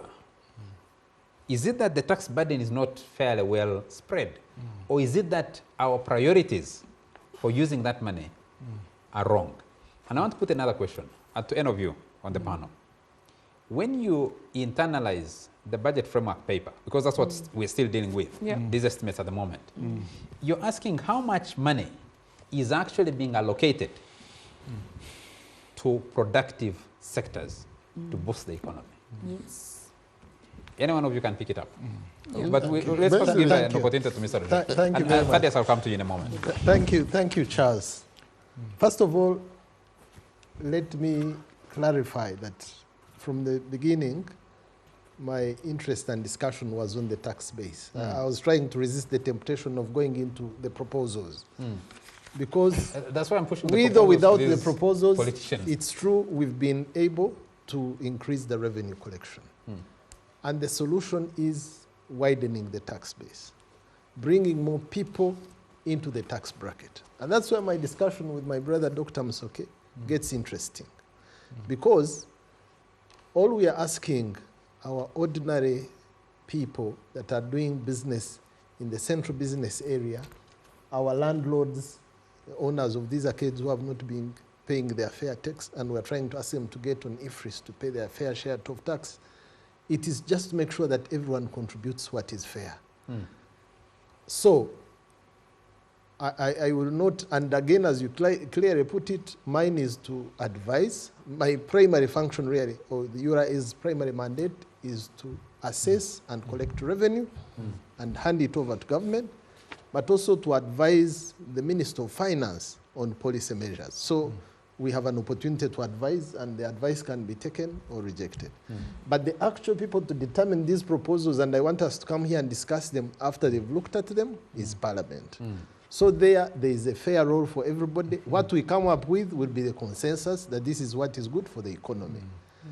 But what I don't want us to miss the opportunity is to expand the tax register and get everybody to participate. But, that is why the engagement with Kasita is critical. Have you looked at the quality of the tax register as well? Because yes, I'm coming to that point. That's why my engagement with Kasita gets interesting. Let me tell you a story of IFRIS. This technology we are trying to implement now in Chikubo was acquired by Uganda Revenue Authority in 2019. I had not even joined the organization. 2020, at the time when we were supposed to roll it out, COVID hit. There was 1 year freeze because you could not go in any business to install it or to teach how to use it. Businesses were closed. Businesses were closed. So 2021 is actually when we started to roll out IFRIS. And we started with the big manufacturers, the big businesses that had accounting systems. So all we would do would come and integrate IFRIS with their system. And I can assure you, those people, if you call them today, they are happy with IFRIS. It has sorted their problems out because now they are taking advantage of being accurately assessed and paying the right amount of tax. But VAT is a chain. At every level, there is value addition. Now, when you enforce only on those ones and you don't go to those who buy from them, you are breaking the chain. So this is what we want our ordinary people to adopt this now. 2021, we started with the big ones. 2022, we started on the wholesalers. We went to the supermarkets. I think you saw us trying to implement this. You did station an officer in every supermarket. Yes, and the supermarkets tried, but they told us there is no way you can cause us to comply with IFRIS fully when we buy from Chikubo, and Chikubo is not on IFRIS. And at that point, we started Chikubo. Last year, with Dr. Musoke, I was in Chikubo. We had gone there to start. They said, we are not yet ready. We are not ready. You have not educated us. But we've been educating since 2022. I said, okay, we are going to have a dedicated desk in Chikubo to teach you how to use IFRIS. By the way, if you can use this mobile phone to call, you can use IFRIS. So there is not much to learn that there is. But at the same time, they raise the issue of cost, the cost of investment. And I'm happy I had Sarah raise it. We have solved that issue of cost because before we would say, you have to buy an electronic physical device, which was costing about $100. They said, no, that money is too much, we don't have it. So we went back, because we own the source code, my own internal team at URA developed an app that can work on a mobile phone. Tell me a businessman in Chikubo who doesn't have a mobile phone. So this app is enough to get you on IFRIS on a mobile phone. So we developed that one. And in November, we wanted to deploy that mobile solution. They said, we are not yet sensitized. We sensitized. So, Dr. Mukasa, I really appreciate the support you have given us and the engagement as Kasita and the other traders association. When we meet, we speak at the same level and we agree, adjust here, as he mentioned. But in our last meeting last month, we exhausted all the excuses of not going on IFRIS. And there was no reason. That's when people came up honestly and they said, no, IFRIS wanoteja kukora. It is too transparent. And this is why I want the support of our leaders. Because for us to be able to distribute the tax burden, we must grow the tax base. We must expand the register. And that will require everybody to log on to a transparent system and everyone pays their fair share of tax. For me, that is my focus. Yeah. The other area of focus, which I have taken to Parliament, and I want their support, is to increase the number of men and women to go and collect that tax. Because there are people who are not on our register because we've not reached them. We've not sensitized them. So the moment we do these two, we can grow the revenue contribution up to 20%. And that is our dream and that is our focus. Now the tax measures, whether you accept them or you don't, is a different matter. By the way, to state, some of the tax measures are simply to improve and bring to level the ground, so to say. An example is kerosene. Yes, kerosene, there is encouragement that we use, the natural lighting, the gas and other things. But again, there is a trend that is happening, which is not very professional, but the dealers are doing it. Mixing kerosene with diesel. So you notice, even when people are adopting solar energy, the importation of kerosene is increasing. And I think the proposal on kerosene is slightly higher. That's no justification for a tax increment. So it's more about there are different ways. Yeah, but there are some of the measures that are being proposed just to level the ground and make sure that everyone pays. The same with water, and you talked about it, Honorable. We brought it last year, you rejected it. But if you keep only the ad valorem rate of 10%, and someone manufacturing a bottle of water deals with their numbers, because this is just tax planning, and he says, I'm producing this bottle of water at 100 shillings. And the honest taxpayer says, I'm producing this bottle of water at 300 shillings. The one who is a bit crooked in declaring his inputs will get away with paying 10 shillings because the cost is 10%. The one who is declaring the actual cost will pay 35 shillings. So to level this ground, that is where you introduce a specific rate. And you say, yes, the rate stays 10, but should someone manipulate the input values, then there's a specific rate where you say whichever is higher. So I know that some of these measures are to bring stability and to level the ground, but let the honorable members study them and get convinced about this. Some of the tax exemptions that you're bringing, because one of the key challenges we are facing as a country is tax exemptions. Okay. And one of them I've seen. No, Mr. Charles, sorry, but I had this submission, but I'm being sidelined. I'm finding the way you are moderating us. I'm a senior journalist, by the way, Charles. I'm seeing that you have denied me audience. It's like maybe I wouldn't have come in this show. No. So, sir, I'm not happy with the way you're moderating us. No, I have an audience which I'm representing here. No, you are sidelining me. I have not. It's like even haven't submitted anything. No, I haven't stopped you from contributing.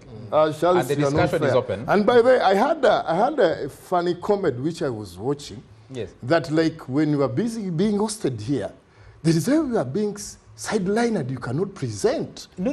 No, we have concerns as the business community. Raise your concerns. We are the taxpayers. How comes that I'm being denied my presentations here?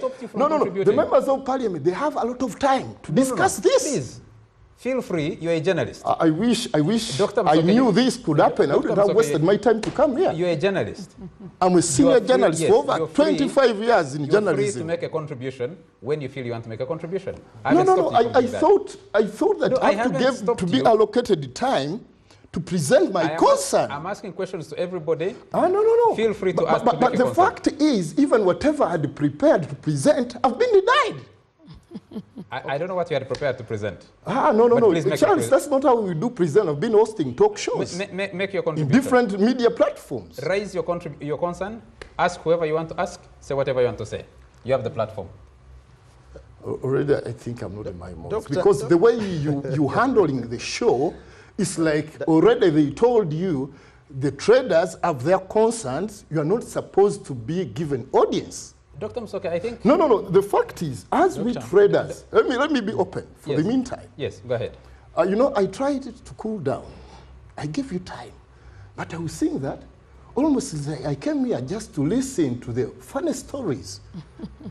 And I'm a shock absorber between the security forces in this country, between the government and the traders. Me as the leader of CASITA, the leading business association. You don't know what I go through. You don't know what I go through to maintain what we do in this country. So the fact is, let me present, because I thought that if I stay cool, I won't be given chance. We as CASITA, we are not ready for new taxes. We are not ready. We are not ready for new taxes. First of all, there is no way you can tell us that you are going to tax land, which have got the loan from the bank, which is so costly, with a lot of bureaucracy. Secondly, whatever I'm going to invest on, I don't know if you have ever gone to approve a plan. I've gone to approve a plan where I have to pay like 15 million to 20 million, just approving a plan. With the building, where you are supposed, even the construction materials are so costly. What we are going through as the business community is so terrible. I'm telling you, it's so terrible. Until we are point blank, that's how we shall redeem this economy. Let the government revisit its expenditure. We are demanding the government to revisit its expenditure. Why should we? The number of MPs, by the way, when I go to parliament, people call me MP because I'm in suits. Even they don't know each other. Why should the number of MPs be over 500? For what? What do they do? KCCA, we have 3 ministers, we have the what, what do they do? What is there in the city? So unless we are strict, and by the way, I'm telling you this. 3 ministers, 5, 6 mayors, I think. The mayors, Mayor now I hear that they mayors. elected me to be the president of Kampala Metropolitan Development Forum. Even I don't know what it does. You've been elected? Yes. So that you we are having issues in this country. We as taxpayers, we are fed up. I'm telling you this. I've been trying to talk to my traders to see how can we engage the government to lobby for fairness. To lobby for fairness. But the moment the government does it, I was with the president. I told him, President, how many times have you met the traders? Why are you sidelining the traders? I'm saying you, Charles. Unfortunately, you may find that even the money which was used for the tuition was a trader. And you are not giving audience to the trader to express his concerns. Sincerely, are you fair? Why can the government develop an industrial policy where you change a trader into a local investor to expand the profits he makes, and then you tax that? Why should the cost of living be so costly? How many Ugandans have failed to take their students, their kids back to school? Unless we are point blank, we are on the time bomb. At times when I went back at home, I've been so stressed this period. I'm telling you, what is making the excitement in the business community? To see that, I've been in Mukono, where we lost one of our big traders in Mukono. But when I said, Chairman, when are you telling us to go on strike? Everywhere they're demanding a strike. What is bringing that excitement? Until we go on the table to know what is killing the businesses in Uganda. Let me tell you one funny thing. URA, we file our returns. I was shocked when I was being assigned on audit, saying, why are you paying your loans?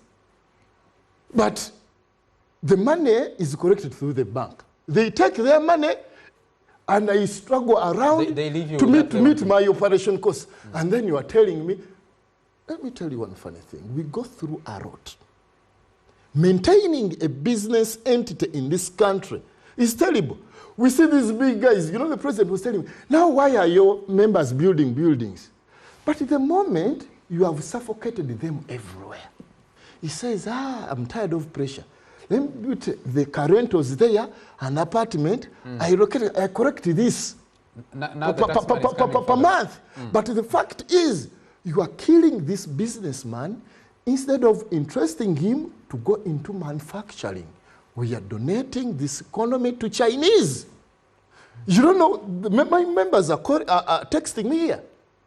Now the Chinese have hired vendors and hawkers to put jeans on streets.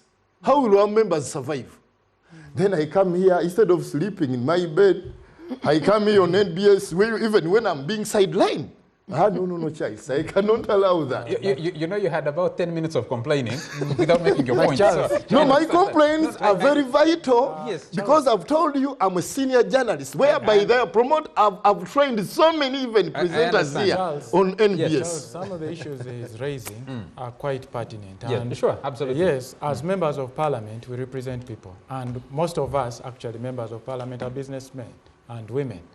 Me personally, I'm a director in various companies that are members of Casita, gold membership, and one is an organization which has diamond membership for the last 10 years. So we know the effects and we know the challenges that are going on.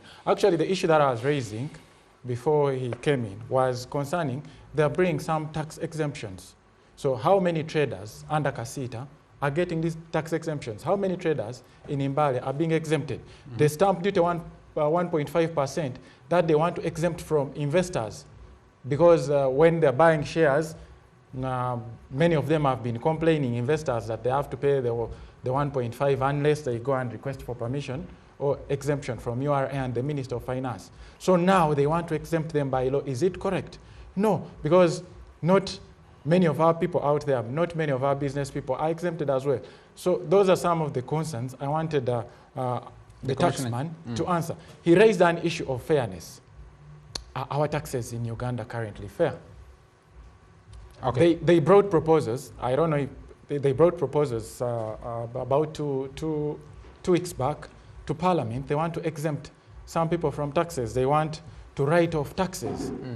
And he can come in and clarify on that as well.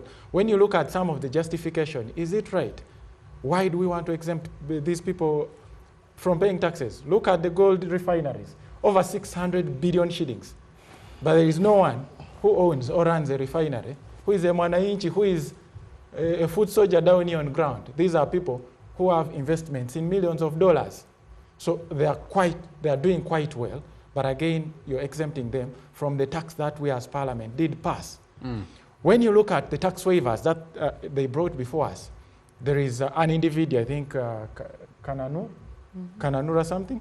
They want to exempt him about 3 billion shillings in tax exemptions. And the justification for this exemption is this individual is suffering of diabetes and is about 86 years old. Yes, my colleague is here. We're in the committee together. So how many people in Uganda are suffering from diabetes? How many do access URA to get these kinds of tax exemptions? It is probably because he knows the Commissioner General, he knows the Minister of Finance, he knows someone maybe in government, and he wants this justification. And look at the tax that they want to exempt them. About 1 billion shilling as an exemption in rental tax, meaning they have been collecting income in rental. And someone who has accumulated a rental tax of about 1 billion shillings is someone who owns a property worth $1 million plus. So these are the rich people who are already doing well, who are being exempted. When you look at the other exemption of VAT, output VAT, and the commissioner came in and said, well, that VAT is paid by the final consumer. So there is this J2E company which you propose to exempt a tax from, and it was working for the Ministry of Defense, meaning the Ministry of Defense is the one facing this tax. Whatever payment the Ministry of Finance does to this company, it has VAT already. It's inclusive, VAT inclusive. So this individual now runs to URA and says, you know what, I'm facing financial challenges. I need you to help me and exempt me from the tax. And the justification, I think I have the document here. When you look at the justification, that this person has huge loans and is suffering with paying loans. So how many people in Kasita are suffering with loans? You might say probably, I'm coming up with some of these. Have those people raised their concerns with URA? I think it's down there, at the last point. You look at that justification. Look at the justification down there. So you want to exempt someone from taxes of 2 billion. Grounds for recommending a tax waiver: the taxpayer faced financial hardships that resulted from high indebtedness due to loans obtained from banks and borrowing from other unsecured lenders for property acquisition, development, and renovations.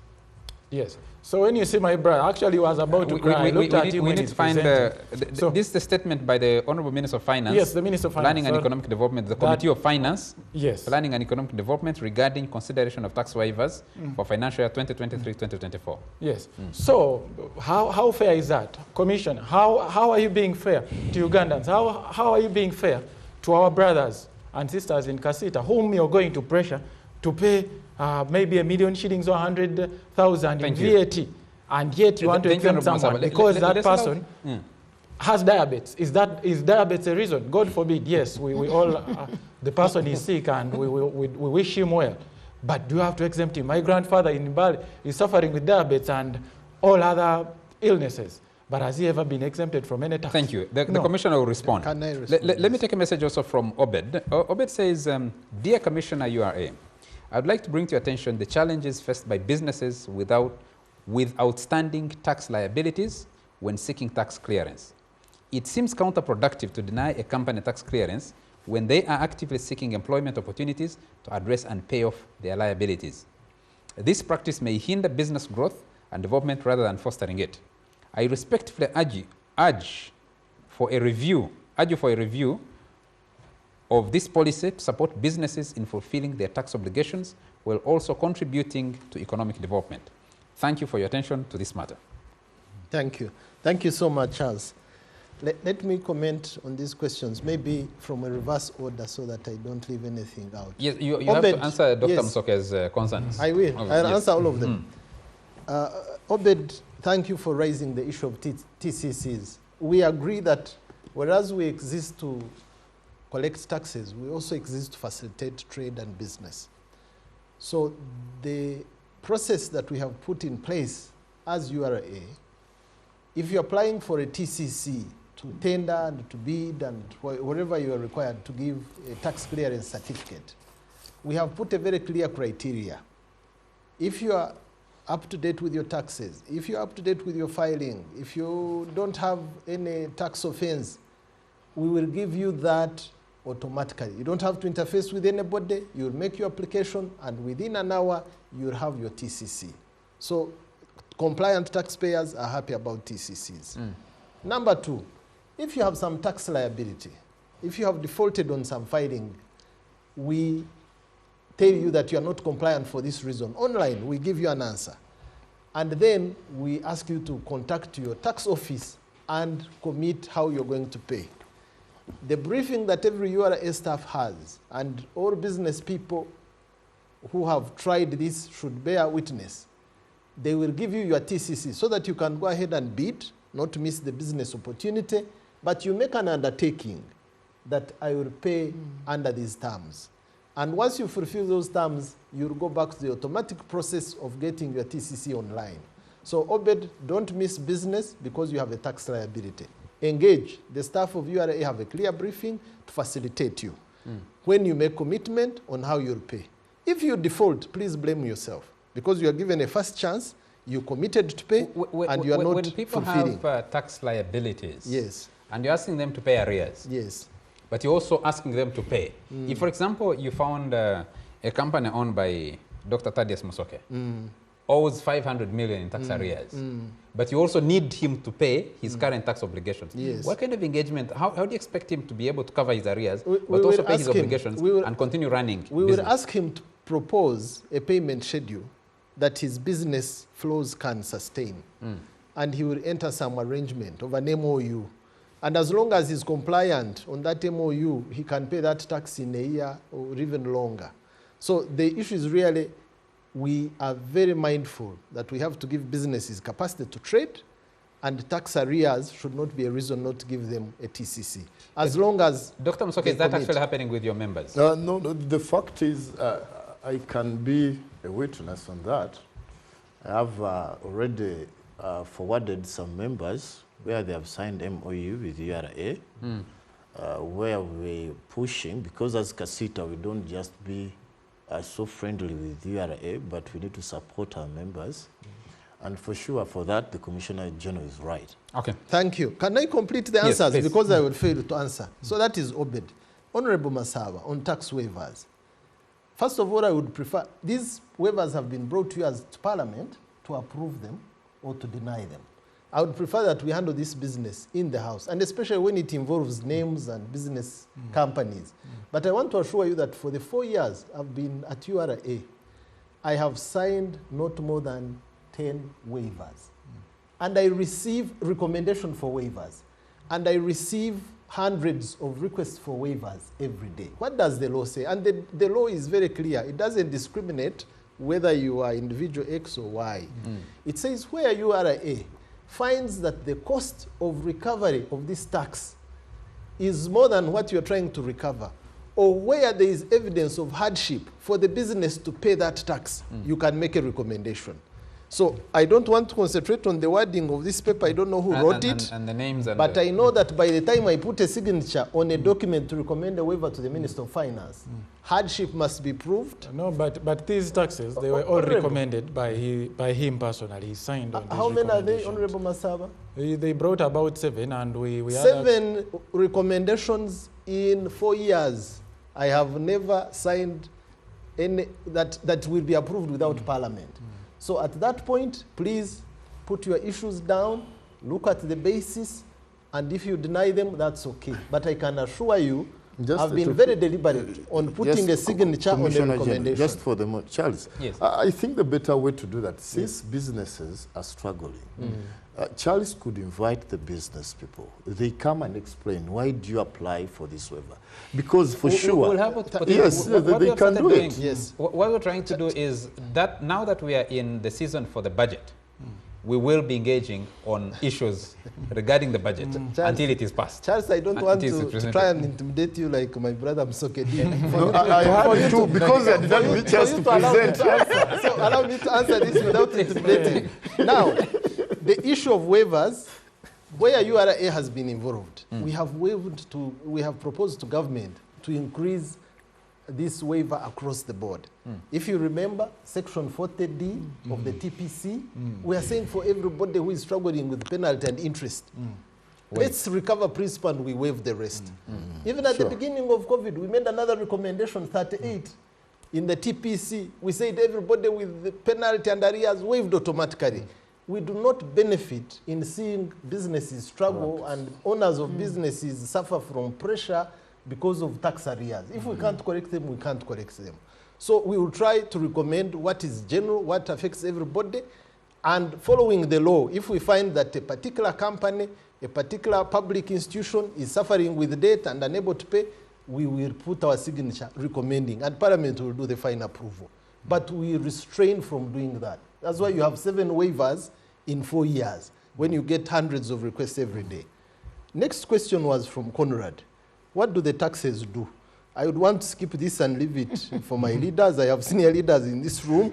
But I want to assure you, from the angle of revenue collection, until we have grown our tax contribution significantly, I feel like I lack the moral authority of telling my government that we are giving you too much and you are doing too little. Because I've seen research from IMF saying that any country which develops when they are collecting less than 20% of their GDP is an efficient country. No, so let me leave that. Mr. Commissioner General, honestly, yes, you actually have the moral high ground to tell government, you're giving me a burden to collect money from people who see you wasting it. Whose tax morale is low? No, whose tax morale is low and see you wasting their money. That one I do.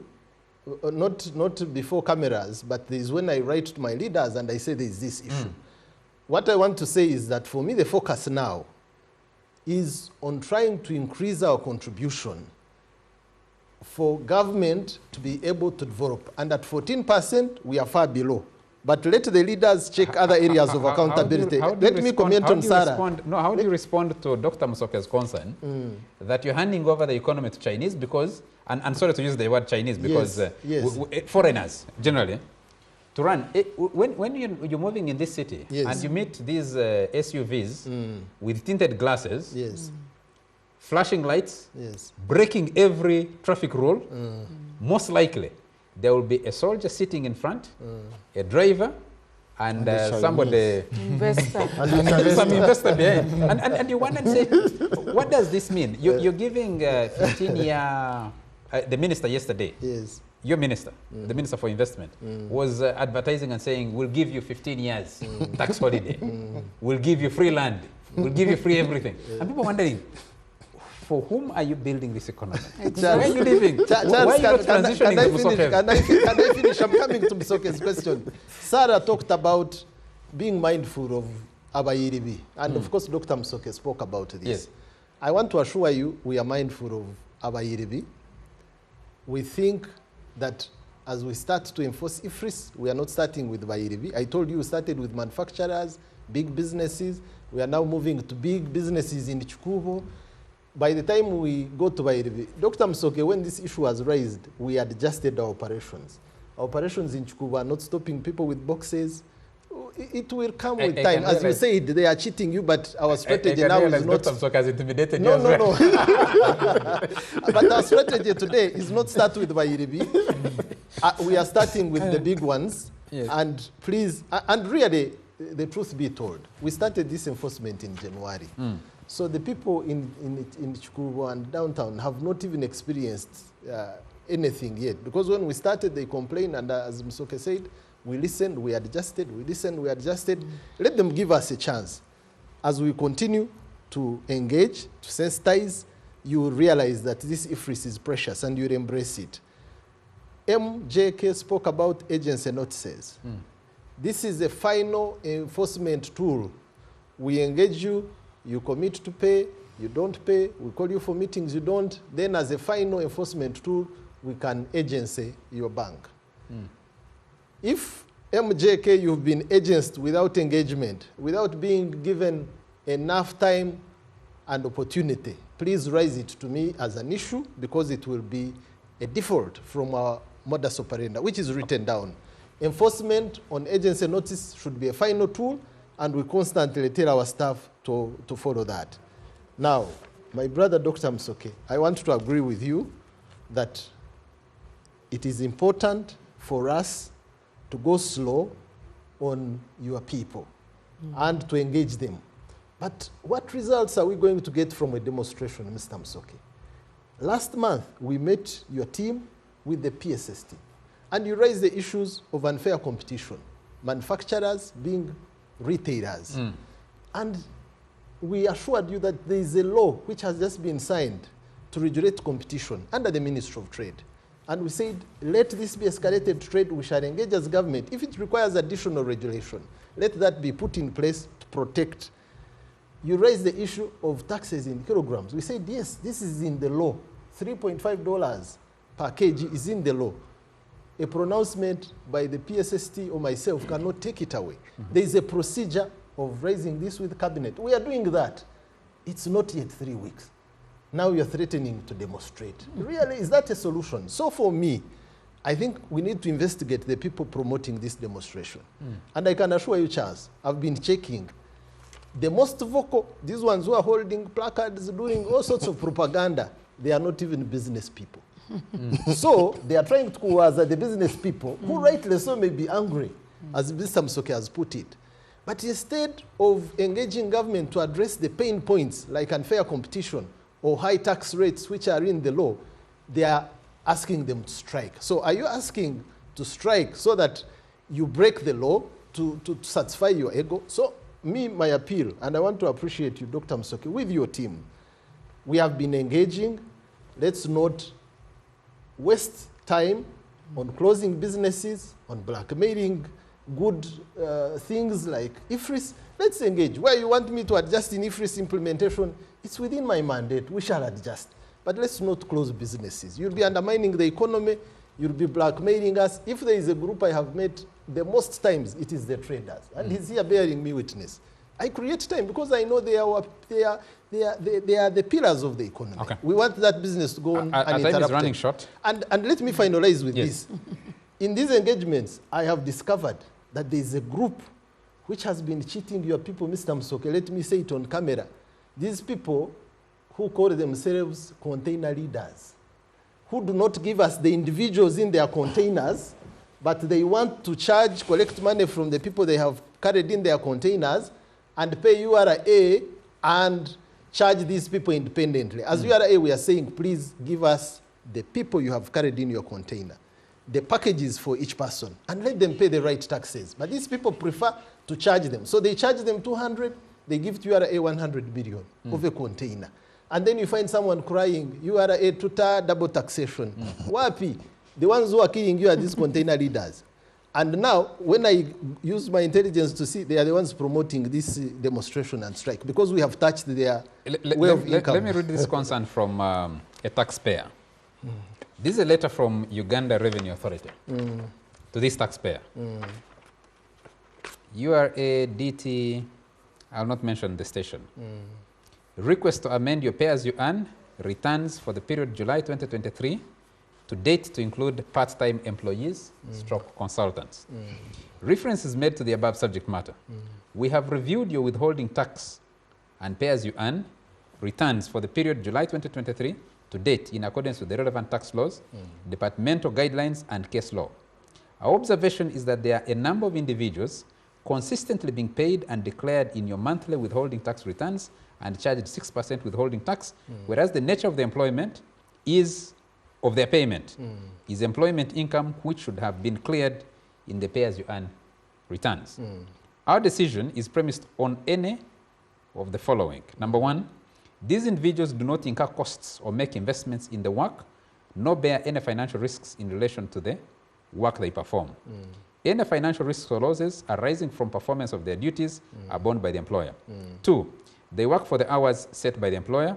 3, they usually work at the employer's place of business. 4, they work under the control and direction of the employer. 5, they accomplish tasks in the manner the employer has requested. 6, they are entitled to a fixed or ascertainable remuneration on a consistent basis. Based on the above criteria, you are required to amend all your pay-as-you-earn returns to include all the undeclared part-time employees, consultants, under Schedule 1 of the pay-as-you-earn return as employees in secondary employment and pay the resultant tax within 7 days from the date of this letter. For further guidance and clarification, please contact our relationship manager. A name is given, a telephone number is given, an email is given. Yes. We thank you. Now, this particular taxpayer says the nature of business he does is a nature of business that requires him to employ a lot of casual workers who walk in, do their work.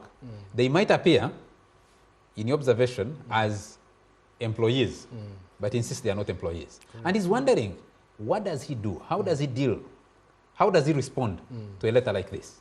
Has he contacted his client relationship? Because there was a contact. He doesn't indicate whether he has done I that think or that's the logical question. Because it's true that some businesses deal with casual employers who change very frequently, but it's also possible that for tax planning purposes, some companies declare full-time or part-time workers, but who are regular, maintained over a long period of time, which should be classified as a secondary employment, as casual workers.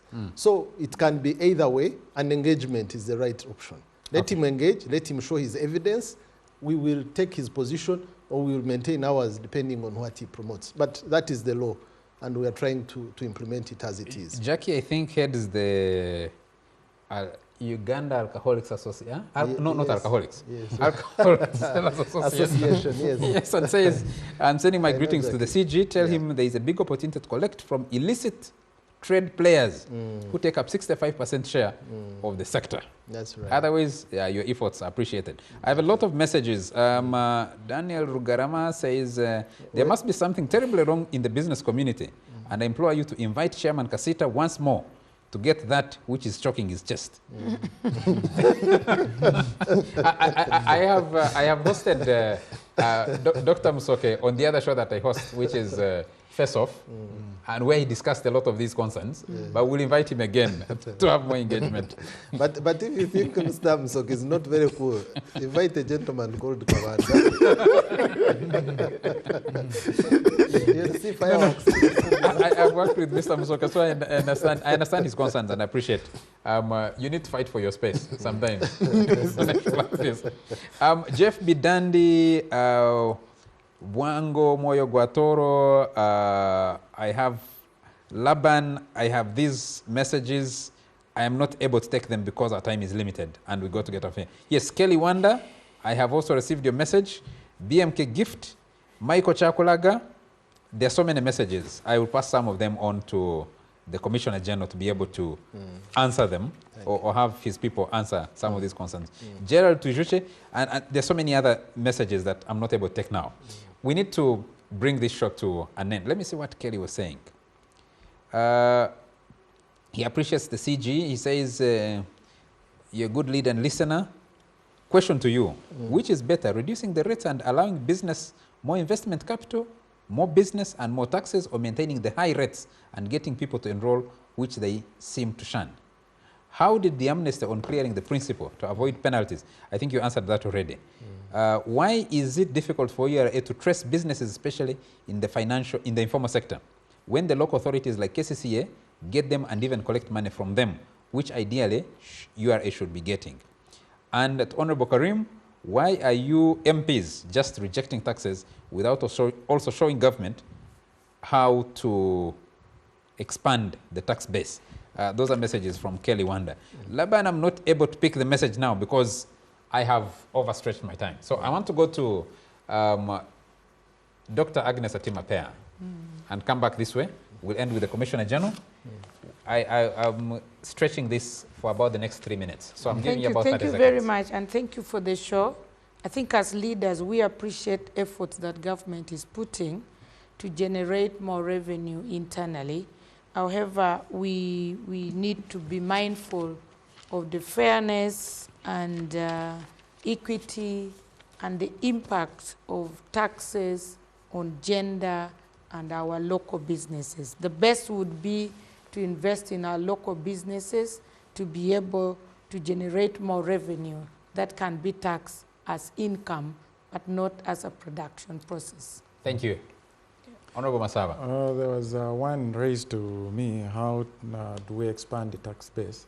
I think we've on several occasions come up with ideas, and we've proposed to government on how best they can increase on the revenue that they do collect as a country. And I'm a shadow minister of tourism, of course, and one of the sectors has been you invest in tourism. We have tourism product development, we have issues of tourism infrastructure. What is government doing to invest? Nothing, literally. When you look at the money being invested in this sector, it's peanut, and yet it's crucial. It could become a driver of our economy if we did invest in it right. When you look at the Ministry of Tourism, for example, and other sectors related, the budget they are getting, it's less than the budget that Rwanda is spending on only advertising with Premier League teams and visit Rwanda, just one word. The money they are spending on just that. I think it's in Premier League, it's Bundesliga? It's in, I think, French League, the French PSG. League? Yes. So they're spending about 50 million euros just to have that. That is promoting their country. But what are we doing as a country to promote? When you look at Egypt, Egypt is doing quite a lot. It's harvesting a lot of money. Yet we have the source of the Nile, but it's getting more money from the Nile than us. I saw a photo that Amos Wekesa posted today of a low season in Tanzania, and it actually embarrasses our high season of tourists in Uganda. Yes. Actually, when you compare in the region, I think right now in the numbers, we are quite very low on tourists. And when you look at the number of leisure tourists that come here to enjoy and have fun, because they're the ones who have the money and spend, there are quite few. Most of the people who are coming for NAM, CISPOC, and conferences, which actually government is actually paying for them, because when you look at those conferences, we get quite little compared to what we should be getting. Thank you, I think, just in conclusion, I think we need to invest right as a country, and we need to put our priorities right. When you look at PDM and you tell me that PDM is a magic plate for this economy, I cannot believe that. Thank you. Dr. Msoke. Thank you very much. Mainly, maybe I may a little bit differ from my comrades, the members of parliament, the honorables. But my view is that can the government make the taxes more flexible so that we don't lose the East African market and then the Africa market? Because the moment we make the price for the commodities flexible or competitive, I'm sure we are losing a lot of market of the Congolese, South Sudan and Rwandese to our comrades in Kenya. Because their VAT is a little bit lower, is 16. Secondly, many of the governments, they're charging 25%. So you find they're charging 25 because we sent a team there. That's what the report we got. So you find that they are competing us out of business. So we have another view whereby if a trader can bring in more containers, he can pay more taxes, and then in that way we are making Uganda the Dubai of Africa. Another thing which I'm thinking, can the government invest heavily in the private sector? We have tried to have a team to make compulsions and benchmark, but you find that it's only in Uganda where the government hasn't intervened effectively in COVID recovery. They allocated the money there, but we have a term in our streets which we call H1. It's like that money was H1. No one has ever accessed that money. We have engaged Bank of Uganda, we have engaged the banks, the Ministry of Finance, But now, that's why we are terming it H1, because no trader has ever accessed that money. But thank you. If the government can invest in the private sector to build their capacity, of course they can widen the tax base. Thank you. I submit. Thank you. Actually, someone else had indicated a bit of that and said, yes, the cry of traders, how effectively are you managing import substitution initiatives? Are you maintaining the correct balance not to kill the traders as you collect? Yes, the cost of complete products are some of the concerns. And then, yes, the concern about tax exemptions keeps coming up. The cost-benefit analysis of those tax exemptions. What is the opportunity foregone? How level is the playing field? And then someone wanted you to speak about the staff turnover at URA. Yes, but I want you in summary to be able to say whatever else you haven't said in a minute, because we need to get out of here. And give very quick comments on yes. this. Mr. Kelly talked about reducing the tax rate. Dr. Musoke has added on to that. In principle, it's a good idea. What do we do? Expand the base, distribute the burden, reduce the rates. I think that's the order. We can't start by reducing the rate when we still have a limited base. But it's a good idea and we can discuss that. Kerry again spoke about 40D. I think he was trying to ask that exemption of penalty and interest lasted a short time and it expired. Businesses have written, we are recommending Parliament that we extend this period. And in principle, when it comes, it's a good idea. People can clear. Dr. Musoke has also talked about the import substitution. No, sorry, yes. you are reading it. Yes, I'm reading it. Import substitution, how are we monitoring this? What are the benefits? Ministry of Finance set up a team now to do rationalization of these exemptions. At URA, we have set up a small unit to do this monitoring. We'll be giving reports so that whoever has benefited fulfills the conditions they promised. We can report on this a little later. Investing in these areas which Dr. Musoke talked about, private sector, tourism, all that is good. But the resource envelope, what we collect to the 30% goes to debt servicing. What remains as discretionary budget for the Minister of Finance to invest in strategic areas remains at about 10%. So how do we do this? Because the rest goes to commitments that are already existing. So I think it is what goes before the other. The recurrent expenditure and how much actually remains to do the work. Those areas can be looked into, but they are very good. Now, finally, let me conclude like this. I think as a nation, we have a unique opportunity where all this external support that we've been reducing has shrunk suddenly for different reasons. We must be self-sufficient. The way to go about it is these engagements. It is sharing ideas. It is joining hands to start a culture of compliance and everybody sacrificing a share of their profit to build the nation. And these engagements are healthy. I want to appreciate our business people like Kasita and the other groups whom we've been engaging. I want to appreciate our leaders and the media giving us this platform. Let's engage more and agree to build the country together. Otherwise, nobody will build our country for us. Today, I received a letter. I was reading it on my mail as I was driving here from one of my friends, Ambassador, His Excellency, the Ambassador, the diplomatic representative of Aga Khan Investments. And he used an analogy in his letter. He was appreciating a quick response to one of the issues. They are building Aga Khan Hospital. And in the engagements to clear the issues that were delaying that project, we resolved them. And he was saying, thank you, Commissioner General, for balancing the act between hitting the targets and supporting investment. And he used an analogy of a bee which extracts nectar from a flower without destroying it. I think the issue of taxation requires a balancing act. We must raise the numbers. My honorable leaders were asking me why I'm below target. You had Honorable Masawa mention. These are the issues I answer when I go to Parliament. And it's the same Parliament that I go to ask for approval of these policies and expanding the team. So we must meet the numbers, not to put government in a difficult position. So whoever has not paid their taxes there, please pay before we close the financial year. Otherwise, my job is in balance. Commissioner General. And we shall balance this. You will pay without us closing your business because it is only a thriving business that we can collect taxes Commissioner from. General, I think we'll need to invite you another I'll come time. back. I'll come back. I have some concerns, some other information that I needed Yes. to explore with you. Yes. One is that you have an appetite for new people coming in instead of hand-holding the older ones, including foreigners. Come and set up a factory. Once they are in, that somehow you behave like taxi people. The conductor, once they get into the taxi, you're in.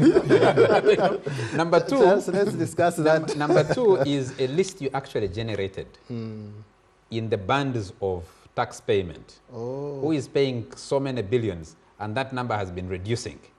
We need to interrogate Let's discuss that. I must admit that the first list was based on partial information, so it was a bit misleading.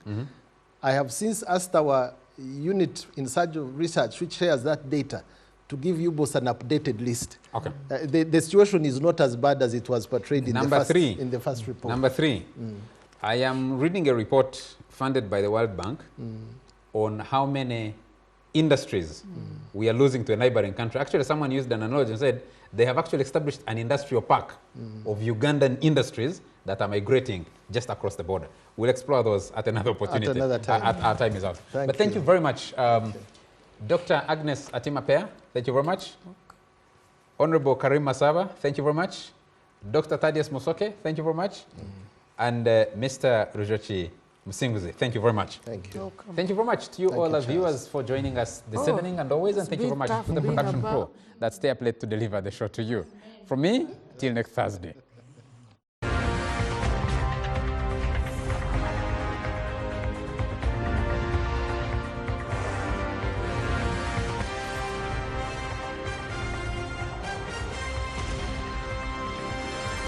NBS Frontline.